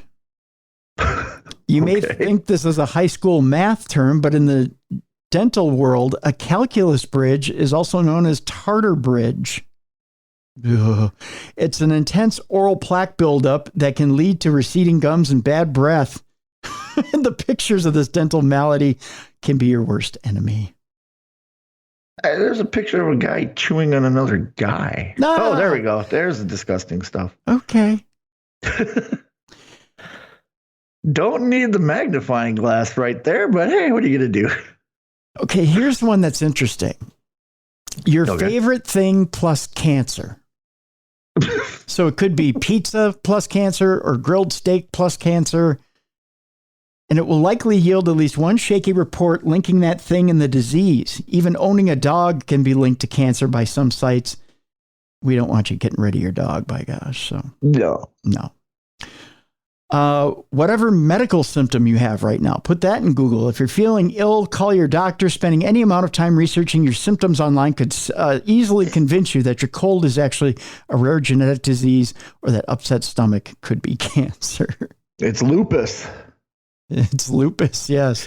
It's a running joke on the TV show House. Yep. If you look every time they write stuff on the board, lupus is always on there. That's right. FDA defect levels handbook. If you put that into Google, you get the Food and Drug Administration publishing a report detailing the maximum levels of rodent hair, maggots, and other horrible things legally permitted in your food. Ugh. I don't need to know that. If you'd rather That's not, why I don't get how health inspectors can go out to eat. I don't know either. If you'd rather not know how many beetles could be in your asparagus, don't Google the report. FDA defects level handbook. L-cysteine in food, cysteine in food. L-cysteine is used in commercially produced bread. It's commonly synthesized from, yes, human hair, and it's collected from the floors of Chinese salons. Again, another topic you probably don't want to. Game of Thrones spoilers or GOT spoilers. Of course, the show's over. Things you should never, ever Google. That's one thing you shouldn't put in Google. It'll give you everything. So there you go. That's your things you should never Google. Okay. 24 things you should never Google. Let's get back to the paranormal, shall we? Let's. Yeah, that was just a nice little diversion to kind of... there's some creepy stuff in there. Yeah. There's some disgusting stuff in there. Yeah, that's just some things to... they're kind of mind freaks, put them that way. Yeah. You can kind of freak yourself out with at home if you're not heading out. But if you're heading out, camera captures what appears to be a strange shadow creature attacking a goat. Hey, poor goat. I know. It has a shiny black coat with patches of pink skin, but then seems to melt into a shadow. Ooh. Footage claiming to originate out of Southeast Asia shows an inexplicable attack on a livestock goat at night by what appears to be a creature made of shadows. At first glance, it seems like perhaps a goat got tangled in a twisted black net, but then the camera angle changes, and from the front, it seems that a black creature is clinging to the front of the goat while two men with sticks try to get it off the goat. Oh, that's bizarre. So the men can see it. Yeah. Wow, that is bizarre. The footage is far too blurry to identify whatever it is on the goat, but from the front, it has a glossy black appearance that could make one think that it might be a bat. However, vampire bats are much smaller and a lighter shade of brown. The creature is black with patches of pink skin visible as the person wielding the camera tries to get a view without getting in the way of the stick wielders. As the men with sticks try to detach the thing, it seems to slip off and slither away as an inky black shadow on the ground that is connected to nothing. Wow. Yeah. Could it be an example of the ever-elusive chupacabra? Well, the creature is noted for being difficult to capture on camera, with only the remains of its livestock victims being evidence of its presence, and being made of shadows would explain the difficulty in seeing or capturing it. It also appears to be trying to dine on its namesake, as chupacabra literally means goat sucker in Spanish. These creatures were born of legend from Spanish-speaking areas such as Puerto Rico and Mexico, which is inconsistent with the video's claims of being out of Asia. There are other bats that could match with what we're seeing in the video, such as the spectral bat, which is the largest carnivorous bat. However, it has never been documented going after prey as large as a goat, and instead eats birds, rodents, and other bats. These cannibalistic bats have a wingspan between 2 and 3 feet, which would account for the size of the creature on the front of the goat. And it could be a net trailing behind, perhaps a net to catch bats. Again, these bats have never been known to attack anything so large as livestock, which makes it even more unlikely that the other bat species could be responsible, as they eat an entirely fruit diet. Weird. Yeah, it is. Let me see if I can play this video for you real quick. It's a little long, but see here. See if you can see that. And I'll just let Bruiser take a look at this here. Why we just tell you that it is a strange video indeed, and it is quite blurry, so it's hard to see. But you just see this black mass kind of trying to swallow up this goat as these guys. And when it sneaks away, it looks like leech-like. Yeah. Like reptilian-like. Yeah. It's all done. So yeah, it looks Like I can see the bat when it's attached to the goat, but when it slithers away, it almost looks like it's reptilian. Yeah, it's bizarre, isn't it? It is. Yeah. Because I can see the bat when it's holding onto the goat. You're like, okay, yep, there's the head, there's the wings. But then once it gets on the ground, it does that slither. It's almost like a snail moving without its shell. So a slug moving away. Right. Yeah. Creepy. Yeah. Bizarre indeed. Bizarre indeed. We go from one creature to another. Thank God for truckers. I'll tell you why. Not only the heart of our supply chain and getting things done, getting things to us so we can survive on a daily basis, but they also find giants. I bet truckers got great stories about what they've seen on the road. Oh yeah, everything from beasts on Bray Road to Bigfoot to deer to anything out there. Any creature out in the wild, they're seeing it. Yeah, there's that old urban myth that when a driver's really tired, he sees a black dog. Mm-hmm. Not only that, but ladies in white and ghost hitchhikers. And I can't tell you how many times we've gotten, by the way, Parashare stories. We're missing Parashare stories today. If you have a Parashare story, email me, tim@darknessradio.com, or go to our website, darknessradioshow.com. There's a little blue button that floats on the right-hand side of the website. You just click on that button, leave us a voice note. You've got a 2-minute window to leave us a voice note. If that's not enough time, keep clicking that blue button. Keep leaving us numerous voice notes. Just take over from where you left off. I'll patch it together. I'll put it here on the show. We'll play your voice note, and then we'll weigh in on it and let you know what we think. But over the 17 years of the show, we've had multiple stories from truckers, and God bless them. They always come through. They always have interesting stories from us from the road. Yeah. Yeah. So, this trucker recorded a giant on a hill in Aguas, I believe it's Scalentes, and mystified users when he posted it online. Truckers record a giant on a hill in Aguascalientes, or it's Salentes, one or the other. This is the second time such a thing has occurred. Another humanoid figure was recorded in Veracruz weeks ago. A video showing an alleged giant walking along the summit of a hill in the state of Aguascalientes, that's what it is, went viral on TikTok, creating consternation among cybernauts who reacted. I love that they have a handle that makes them sound like they're floating through cyberspace, who reacted with hundreds of comments about what they took to be a strange and unusual human or humanoid figure of great size. This recording is the second of its kind seen recently on social media. Only a few days before Christmas, another user posted a clip to the Chinese social media platform, also showing an alleged humanoid figure walking along a mountain somewhere in the state of Veracruz. Both videos were shared to social media, creating considerable debate among users. Both have gone viral. The recording was obtained by a trucker driving through the state of Aguascalientes, specifically a section of the road between the capital and Lagos de Moreno, before reaching the toll booth known as La Chona. According to the information disseminated in social media, as well as the text visible in the clip, intense debate has been unleashed on TikTok regarding the video's credibility and the nature of the figure it shows. A figure which at a distance can be seen as very large is visible on the summit.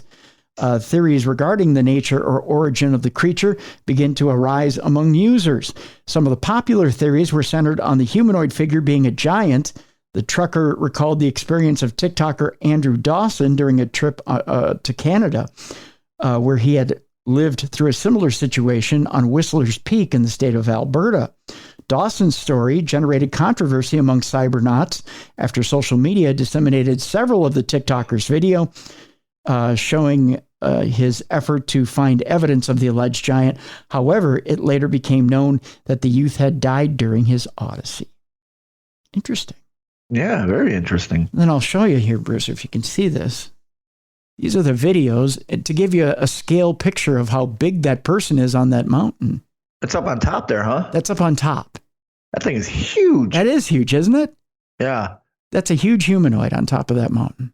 Yeah, that is. Yeah, that's scale. So yeah. There's a giant on that there mountain.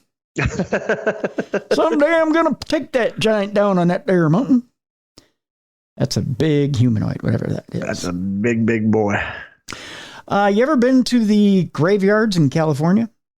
No, I've never been to California. I want to go. Okay. Well, I would love to go. Let's go tiptoeing through the tombs and crypts of California, shall we? There's a news article out there talking about the tombs and crypts of California.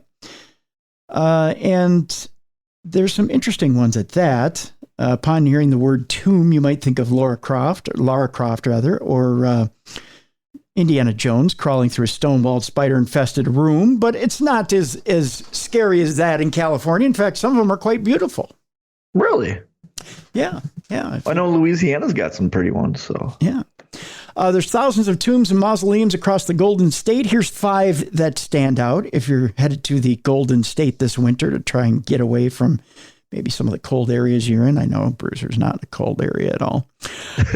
He keeps reminding me of that weekly. The Joel Parker Whitney Pyramid Museum in Rockland.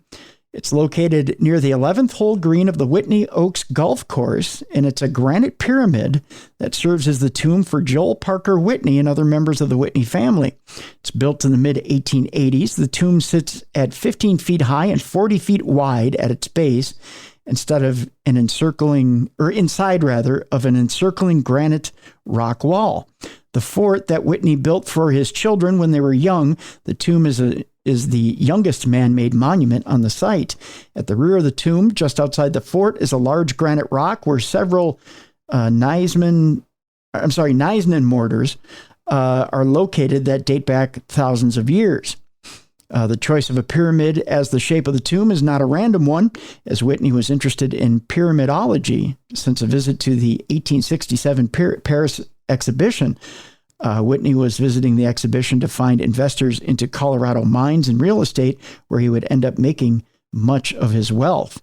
After his death in January of 1913, at the age of 78, Whitney was entombed in the pyramid. Over the years, 17 more of his relatives were placed inside the tomb. Kind of interesting. Yeah, it's very interesting. Second one is the Frederick Delger Mausoleum in Oakland. Mausoleums are cool. Yeah, those are real cool. Thought to be Oakland's first millionaire, Frederick Delger did not look to have wasted a penny on his Gothic-style mausoleum at Mountain View Cemetery in Oakland. The Fulgenzio Serengi, I believe, designed tomb sits along Millionaire's Row at the cemetery next to the Charles Crocker Mausoleum. The only other mausoleum designed by Serengi on the property is the Colton Mausoleum. Delger would waste no time earning his fortune after moving from New York to the Bay Area in the early 1860s. By the end of the decade, he had amassed wealth from investing into a shoe and leather goods business and Oakland real estate. He constructed his estate to accommodate his large family with features such as an aviary, water tower, greenhouse, and a honeymoon cottage. Several members of Delger's family were also laid to rest inside the mausoleum. The third one is the Sahlberg Pyramid in Santa Barbara. Nestled along the headstones of the Santa Barbara Cemetery is the Sahlberg Pyramid tomb, where none of its entombed have obvious connections to Santa Barbara. August Sahlberg and Thomas Quirk own the Esperanza gold mine in El Oro, Mexico, and in 1902, they purchased the land where the pyramid would be built. Before the tomb's completion in 1903, Sahlberg died at the age of 34. His mother had died in 1897. Both were placed inside that tomb. Emma Rigby, a family friend of Sahlberg, was placed in the tomb along with one of Sahlberg's brothers. In 1912, Quirk was placed inside the tomb. The remaining 3 spots were for his wife Nellie, their daughter, and a man believed to be her future spouse. Before the 3 followed Quirk into the tomb, they had to battle to keep their place in the pyramid. In 1931, a woman named Mary E. Hendry attested that her husband, Willis Hendry, had the right to be interred in the pyramid, as she had his casket outside of the tomb. The man's body was placed into the tomb for 1 year, as Hendry was given the time to come up with the documents to prove that her husband belonged in there. Nellie Quirk heard about the man's induction into the tomb and feared that if he was allowed to stay in the tomb, it would mean that her daughter, her possible future spouse, and herself would not have a place. Hendry was not able to get the documents by the 1-year deadline, and Willis Hendry's body was removed from the tomb. That's weird that she just goes, oh, yeah, my husband belongs in there too. Yeah. Why? Just kind of. Well, his coffin's out here. Yeah. Oh. Yeah. I didn't know there was squatters' rights in tombs. Yeah. Weird. Indeed. The Hearst family tomb in Colma is the, I believe, the last one that we'll be, the second to the last one we'll be looking at in Colma, California. It came as no surprise that one of the wealthiest families in California history has a tomb that puts many others to shame. The Hearst family tomb, located in Cypress Lawn Funeral Home and Memorial Park, was commissioned by Phoebe Hearst, wife of George Hearst, in 1896. The mausoleum was constructed by Albert Schweinfurth as a recreation of the Temple of Athena, Nike, in the Acropolis, and features 16 granite columns. Buried in the tomb are William Randolph Hearst and his parents George Hearst and Phoebe Apperson Hearst. And finally, the Great Mausoleum in Glendale, California. Located at the Forest Lawn Memorial Park in Glendale, this massive building hosts the remains of several famous and notable people. This massive structure's architecture pays homage to ancient Greece and the Gothic cathedrals of France and England. The original 4-terrace structure was conceived in 1917, and by May of that year, construction began on the first terrace. Things would evolve, though, as works of art commissioned in Europe would need a large area to be housed. The memorial terrace was constructed in the style of a European cathedral to house these works. Construction concluded in 1970 after a bridge was built to connect the original terraces with a series of newer buildings built in 1940. Those inside the tombs and crypt of the Great Mausoleum include Elizabeth Taylor, Michael Jackson, and Clark Gable. Wow. Yeah. So that is the Great Mausoleum in Glendale. I wonder if that's open to the public. It should be, you think, right? I think so. I think it is. I believe it is. I don't know. You'll have to check that online. So yeah, because that'd be fun to visit, just to see the resting place with some celebrities. Yeah, very true. You want to check out Bob Dennis's program right at darknessradioshow.com. Urban legends and Stranger Things. I don't know why I'm having such a tough time with the program name. Urban Legends, Stranger Things on darknessradioshow.com. On this week's shows, there's a show on Scottish cairns, which is really, really interesting. And the ceremony of Scottish cairns and how brutal they are. I don't know if you're familiar with them, but the medieval Scots, how they used to, I don't want to put it this way because it wasn't looked at this way, but how they would cut up their ancestors and put them all in the same cairn. Really? Yeah. It's very interesting. Like a giant stew, huh? Well, no, because they would take the flesh off the body and bury the bones. Okay. So they would butcher their dead, and they would put them all in the same cairn.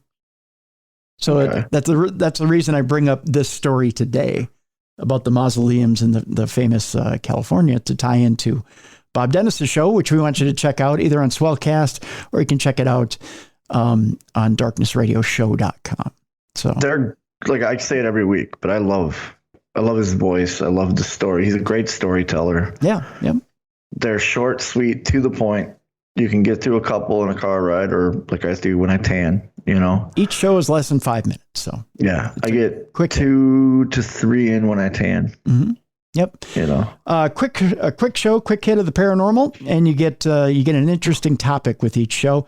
Like I said, that one show on Scottish cairns is absolutely fascinating in that if some of you may or may not have Scottish heritage, some of you may feel an affinity for Scottish heritage, but the medieval and Middle Ages and even further back, the tradition of Scottish cairns, you might not have heard of it, or you may have. The internment or the burial of the dead is absolutely fascinating. How they would intern their dead it's just, you have to hear it to believe it, folks. Yeah. Yeah. It's something else. It's just something else.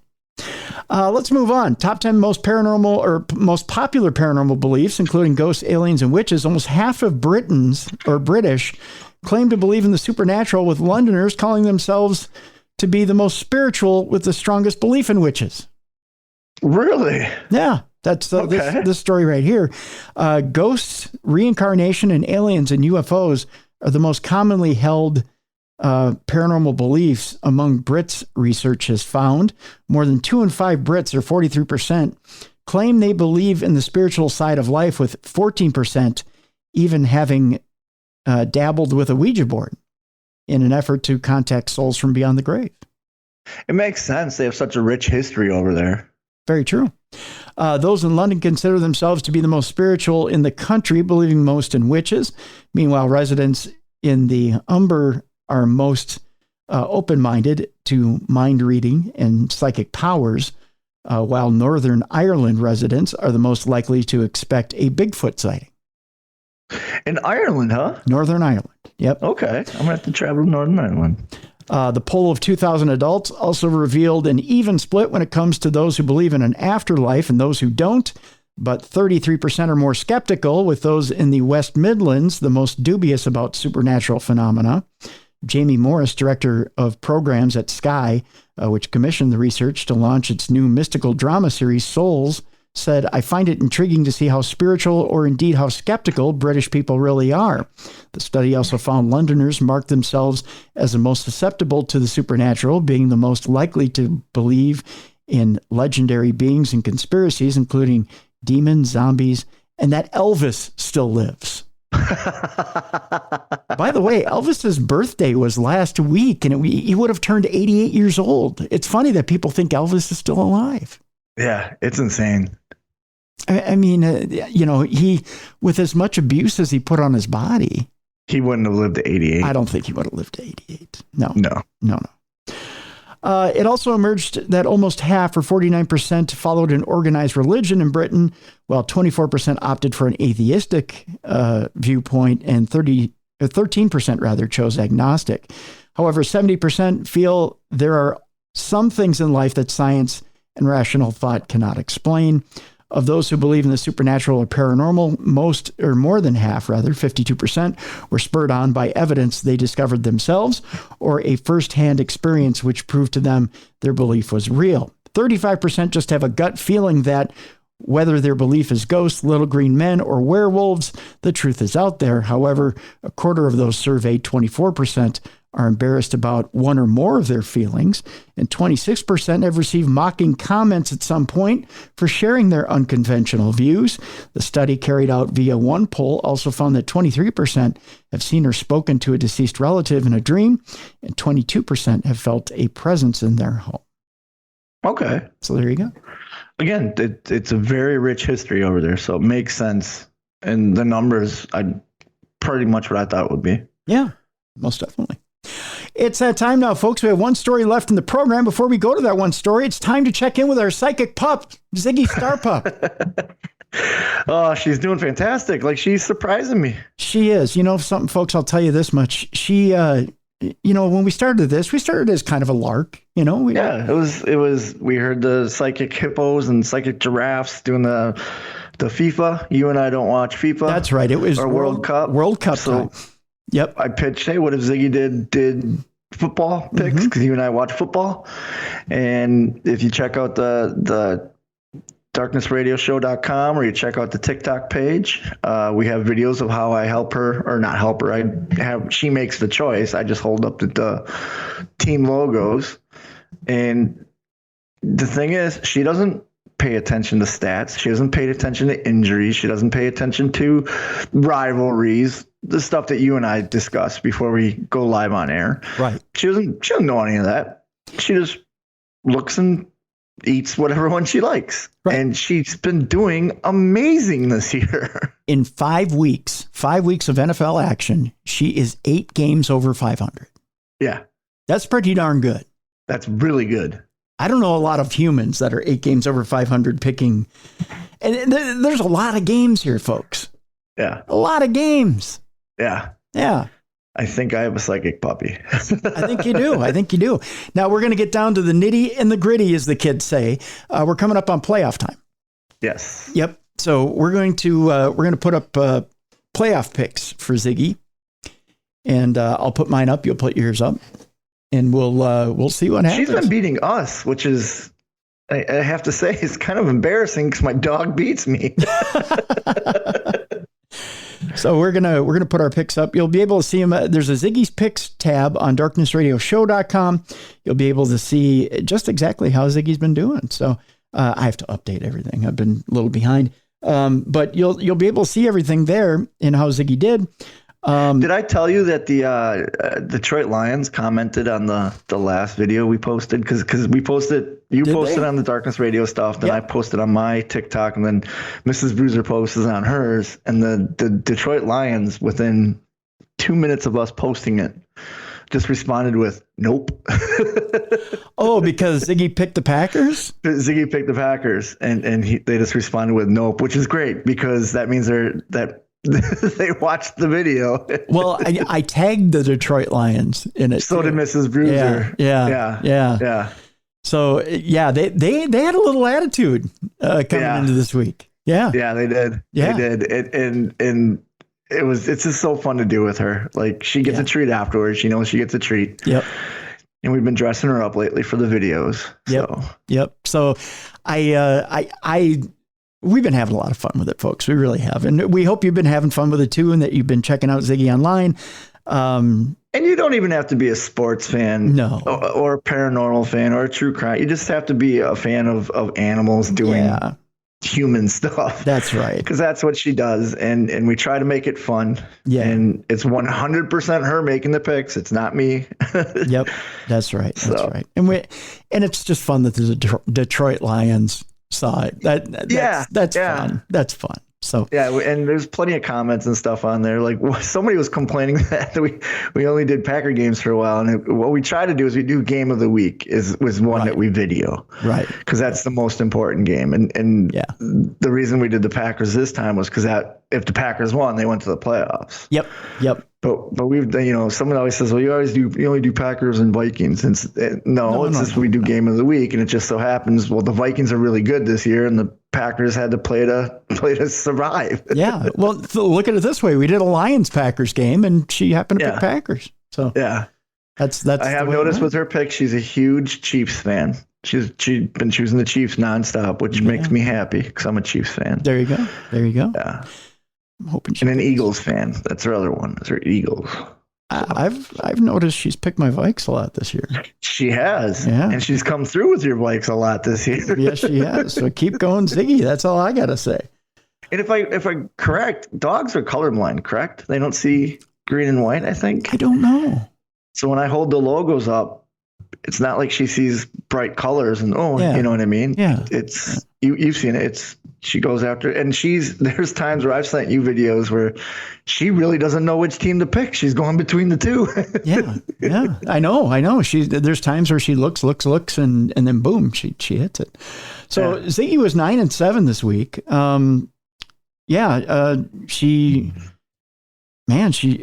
hit on some ones that you just, and there's times where she picks some that you go, wait a minute, really? Yeah. But yeah, she picked them. Yeah.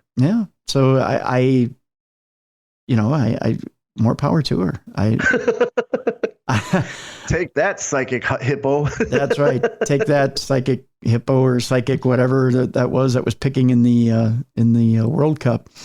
So we're gonna keep going. We're gonna keep going. I'm convinced. I'm convinced too that if certain moves aren't made, her again, and certain games aren't thrown certain ways, her percentage is much higher. Yeah. I don't know. I just think that, I don't know. I Don King. That's all I'm saying. Don King, Vegas. It's all rigged. It's all a work, because we say in professional wrestling. It's all a work. It's all a work. I just think that I'm really interested to see who she picks in that Jaguars game this week. I am too, because she's picked both those teams, the Chargers and the Jaguars, in the last couple of weeks. Those have been her picks. And I remember the one Jaguars game she picked, and I'm like, there's no way the Jaguars are going to win. And I chose the other team, and it turns out she was right. I'm like, how? That's where I kind of looked like, how's my dog smarter than me at this? Yeah. I don't know, man. I don't know. Yeah. I'm astonished. I'm astonished. I am too. What started out as a fun little thing for you and me has turned into me being absolutely amazed by my puppy. Yep. So Mrs. Bruiser too. She said it too. She goes, and I told you last week we had sent them over to somebody who had put some bets on, and they did a parlay. Oh yeah, and they used her picks as a parlay. They end up winning the parlay. It was a 3-game parlay. They had a 3-game parlay, and all 3 games were what Ziggy picked. And they end up winning some money on it. Yeah. So they sent over a toy for her. They went out and they bought her a toy, and they're mailing it to us as a thank you. So really? Yeah. So my dogs made bets and won. Wow. and it's a parlay, which is a hard bet to make because you have to be right on all 3 games. I haven't checked the account yet, but I did, Jimmy Fallon you're going to think this is stupid. Some people may think this is stupid when I say this. I tagged Jimmy Fallon in the last video. Mm-hmm. And he's doing a segment on the Tonight Show where dogs are doing different deals. Yeah. It's not the same as stupid pet tricks like Letterman did, but it's just dogs doing different, exhibiting different skills. Put it that way. So I tagged Jimmy Fallon in Ziggy picking football picks. Yeah. Hoping that Fallon would jump on that before Super Bowl or for the Super Bowl. Right. Yeah, we'll start tagging him then too. I'll have Mrs. Bruiser start tagging him too. Yeah. He'll notice. Yeah. We'll get him to notice somehow before the big game. So if anybody out there is listening that has a contact with Jimmy Fallon or knows Jimmy Fallon, let's get Ziggy on the Tonight Show before the big game. I'm trying to remember who has the big game this year. It's in Arizona, isn't it? Oh, I'm talking about broadcast rights. Oh, I don't know. Because it's the network that has the rights to the big game. If they have a late night show, they generally do something the night of the. Yeah, I don't. Yeah. Is it CBS? Because I know they've been pushing the playoffs on CBS on Paramount Plus. I'll have to look. Oh, you know what? I should say I have to look. I've got the NFL website up right here, because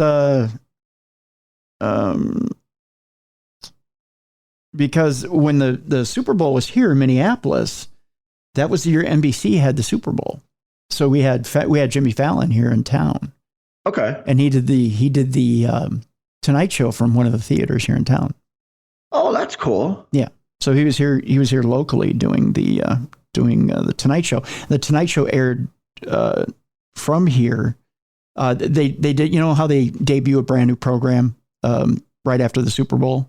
Yes. Then we have local news, and then the Tonight Show is right afterwards, and it's live from the city that the Super Bowl's from. Yes. So the Super Bowl was live from here. Then they had celebrity guests, and they had, I don't think they have anybody from the winning team, but they had somebody from here. So that's really cool. Yeah. Fox has it. Fox has it. Okay. Yep. It says TV in the United States Network Fox. The announcers are going to be Kevin Burkett, Greg Olson, Aaron Andrews, and Tom Rinaldi. Okay. So yeah, they don't have a late night show. So it's going to be televised by Fox per the 3-year rotation between Fox, CBS, and NBC. Yeah. Yeah. So I doubt Fallon might be here for it. I'm not sure. Fox will air the season premiere of Next Level Chef as the lead-in program or the lead-out program. Oh, that's right. I saw that ad the other day. Yeah. That's right. So it's Fox. Yeah. All right. So that's the deal, folks. We'll keep riding this train until Super Bowl, and we'll see how Ziggy does all the way up to Super Bowl. And again, we'll just sneak a little wink, wink, nudge, nudge to our buddies over at the sales department over at Audio Boom. So they can get us Blue Chew. They can get us DraftKings or MGM betting or Chewy. BarkBox or Chewy, something. Yeah. So we're gonna keep pounding on that door. So. All right, so our last story, the reason I bring up Ziggy's Picks is for our last story in the worst and last prediction for 2023. Okay. One guy's got to get his last prediction in for 2023. The last so-called living Nostradamus. He calls himself the living Nostradamus. Oh, jeez. He's warning that World War III could be sparked by Elon Musk taking on the Antichrist. You gotta love it. If you're gonna go big. Go out on a limb, Bruiser.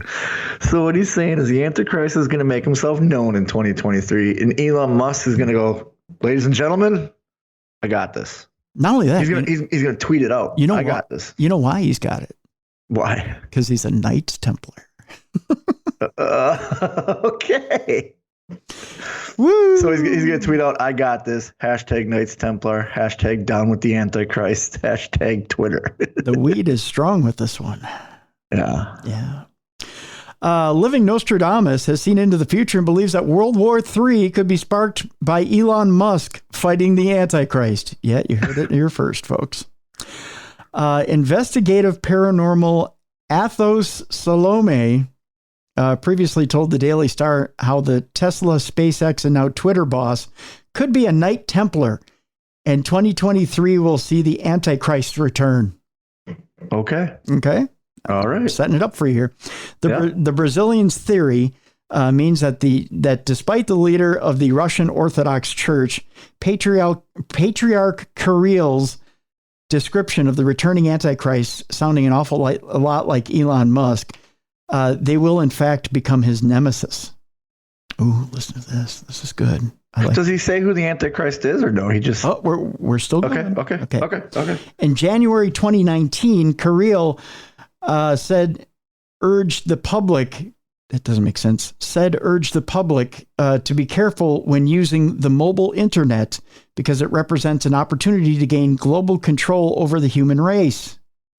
The Antichrist is the person who will be at the head of the internet, controlling all of humanity, Kirill said 4 years ago.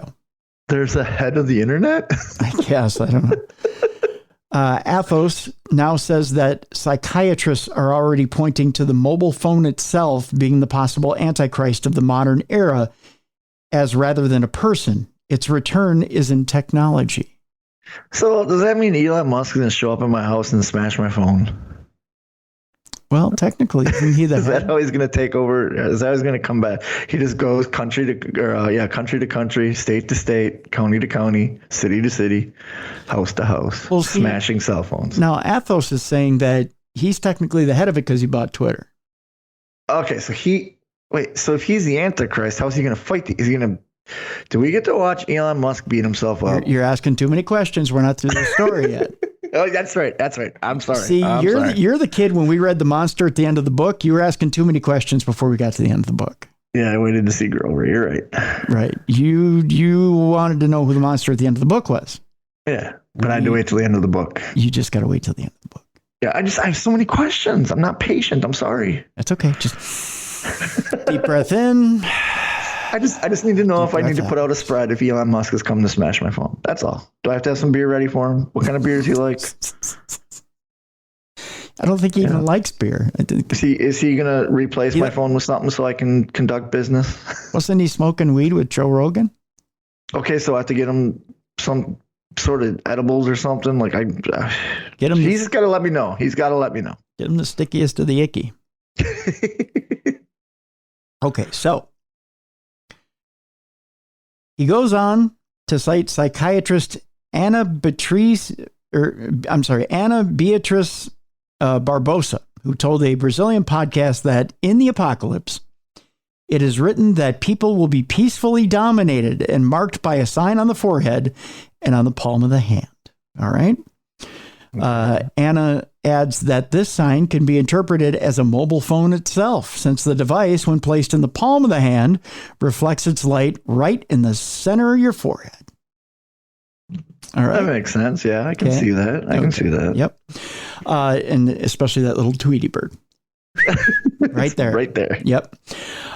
Speaking on billionaire Musk's grasp on groundbreaking technology, Athos told the Daily Star, remember that last year when my prophecy pointed to this entrepreneur, I warned about the possibility of humanity being defended in a new order by a Knight Templar who could possibly fight the so-called Antichrist. It is worth remembering that the mission of the Knights Templar, formed by warrior monks, was to protect the population who wanted to reach the Holy Land.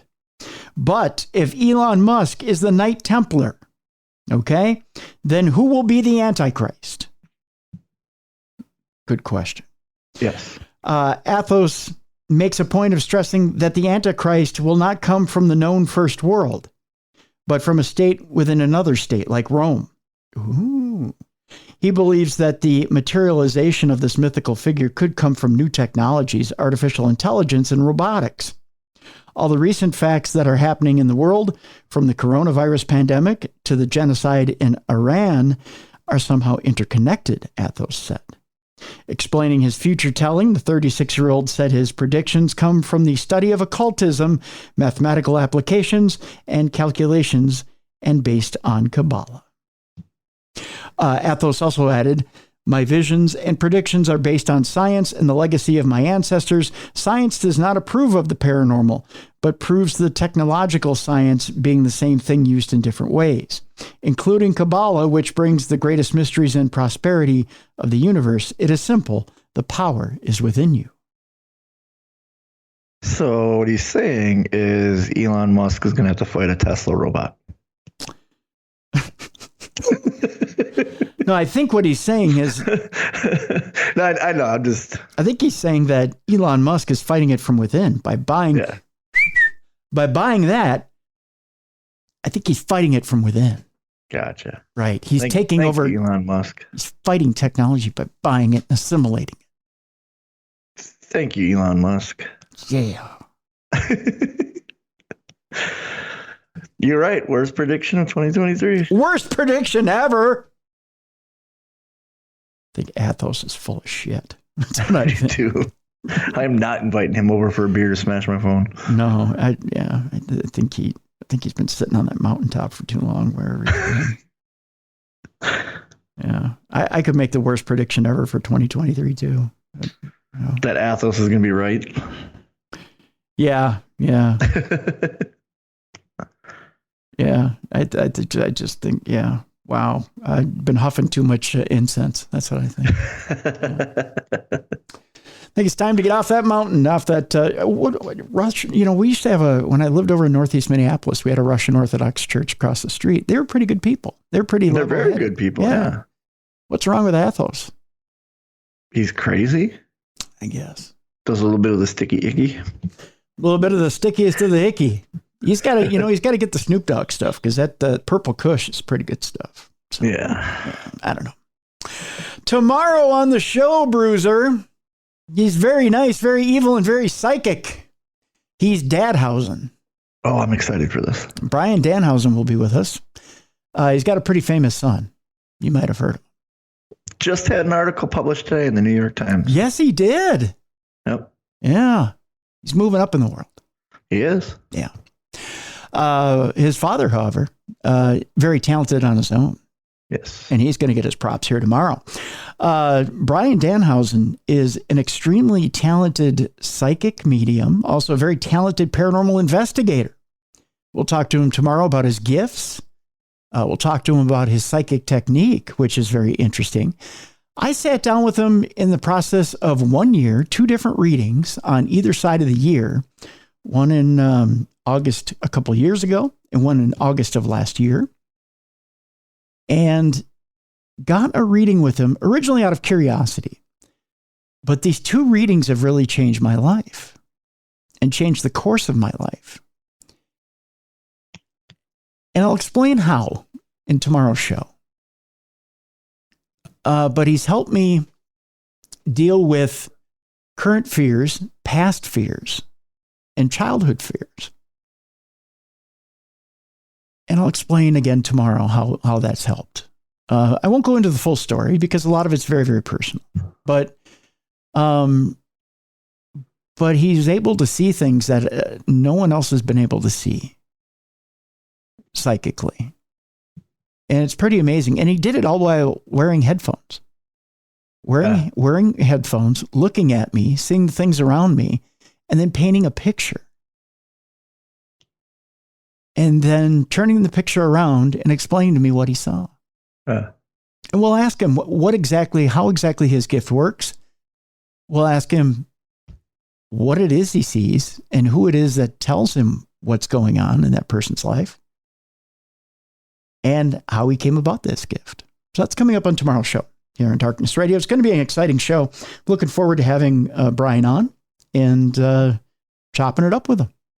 Yeah, it'll be a good show. Very excited. Yeah. So we might also talk to him about his son and how he got his son, how his son got into the business, and how do you support someone like that? I'm interested into how he and his wife feel about that and how you take that journey, especially when you have such an unusual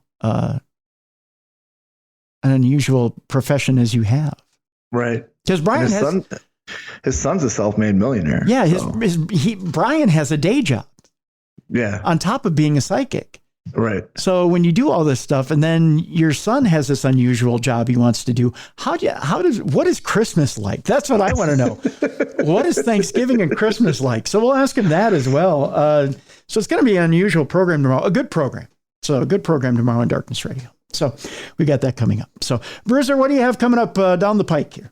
Down the pike, I got training at the AML Training Center. And then January 21st, it was announced yesterday that I will be wrestling Jerry the King Lawler. Yeah. On January 21st in Winston-Salem. So I'm very excited for that match. Be my first time wrestling him. I've met him numerous times when I did stuff with WWE, but never wrestled him. So a lot of hype going into the match, and I'm very excited. I'm going to film a promo and post that up on all my socials soon. I got to get around to doing it. And if you're in the North Carolina area, come out. It's going to be a huge show. I know they got a lot of tickets already sold. Tickets are going real fast. I bet. I'm not one to give advice, and I should never give you advice. You're a professional. You've been doing this a long time. But can I give you one bit of advice? Yeah. What's that? Don't drop a Dolph Ziggler elbow on Jerry. Just saying, he might get a little. I want to joke with him. Go ahead. How about a heart punch? How's that sound? But somebody told me he doesn't have a real good sense of humor. So no. Especially for it's going to be hard for me to do it. Yeah, don't do that. My only embarrassing Jerry Lawler story for you before we go. Uh-huh. Almost spilled water on him on the coming home from the Jericho cruise. Really? Yeah, I was trying to get my backpack up over my head, and I have 2 bad rotator cuffs. Yeah. And down comes my water bottle we were on the shuttle bus on the way back to the airport. I'm going to put my bag over my head, and out of the side pocket of my backpack. We were all given, water right. for the trip. My water comes out of my side pocket, comes tumbling down through the air, hits the floor, boom, explodes, and damn near hits Jerry. Oh. And so sitting in front of me, sitting behind me and to the left is Jerry and his girl, or now his wife, I believe. And right in front of me, Ricky the Dragon Steamboat. I couldn't have been more embarrassed in my life. Oh, yeah. I fuck up in front of the 2 of the greatest heroes of my life. Well, hopefully I'm not that bad. It'll be interesting to see if he'll let me do the beer stuff because he doesn't drink. So. Oh, but I think he's a good sport. I think he is too. Yeah, I think he's a good sport. Yeah. I'm looking forward to it. I'm going to have a good match. I'm real excited for it, but I'm also going to learn. Yep. Because he's been doing this forever. And he literally is the king of wrestling. So I would do anything to get a drawing from him. That's right. He does that too. Yeah. He's such a talented artist. Yeah. Yep. So that, well, good luck, my friend. Good luck. Thank you. On that Thank you match. very much. That'll be a wonderful match. I wish I could be there for that one. That would, yeah. Most definitely. That'll do it for today's program. Like we said, Brian Danhausen tomorrow. Thank you so much for tuning in. We love you guys. We love you so much. And we really do appreciate you being here on this program. We want to thank today's sponsor, Microdose Gummies. Yes. So thank you so much for Microdose Gummies for sponsoring today's program. Again, get out of pain, get out of anxiety, get better sleep. Do yourself a favor in the new year. And by gosh, shape yourself up for 2023. It's a year of the comeback. Make that comeback with Microdose Gummies. To learn more about CBD, THC, and to learn more about microdosing, go to microdose.com and save yourself some money and get free shipping. And by using the code DARKNESS, go to microdose.com and do it today. We'll see you tomorrow, folks, right here on the best in paranormal podcasting. This is Darkness Radio.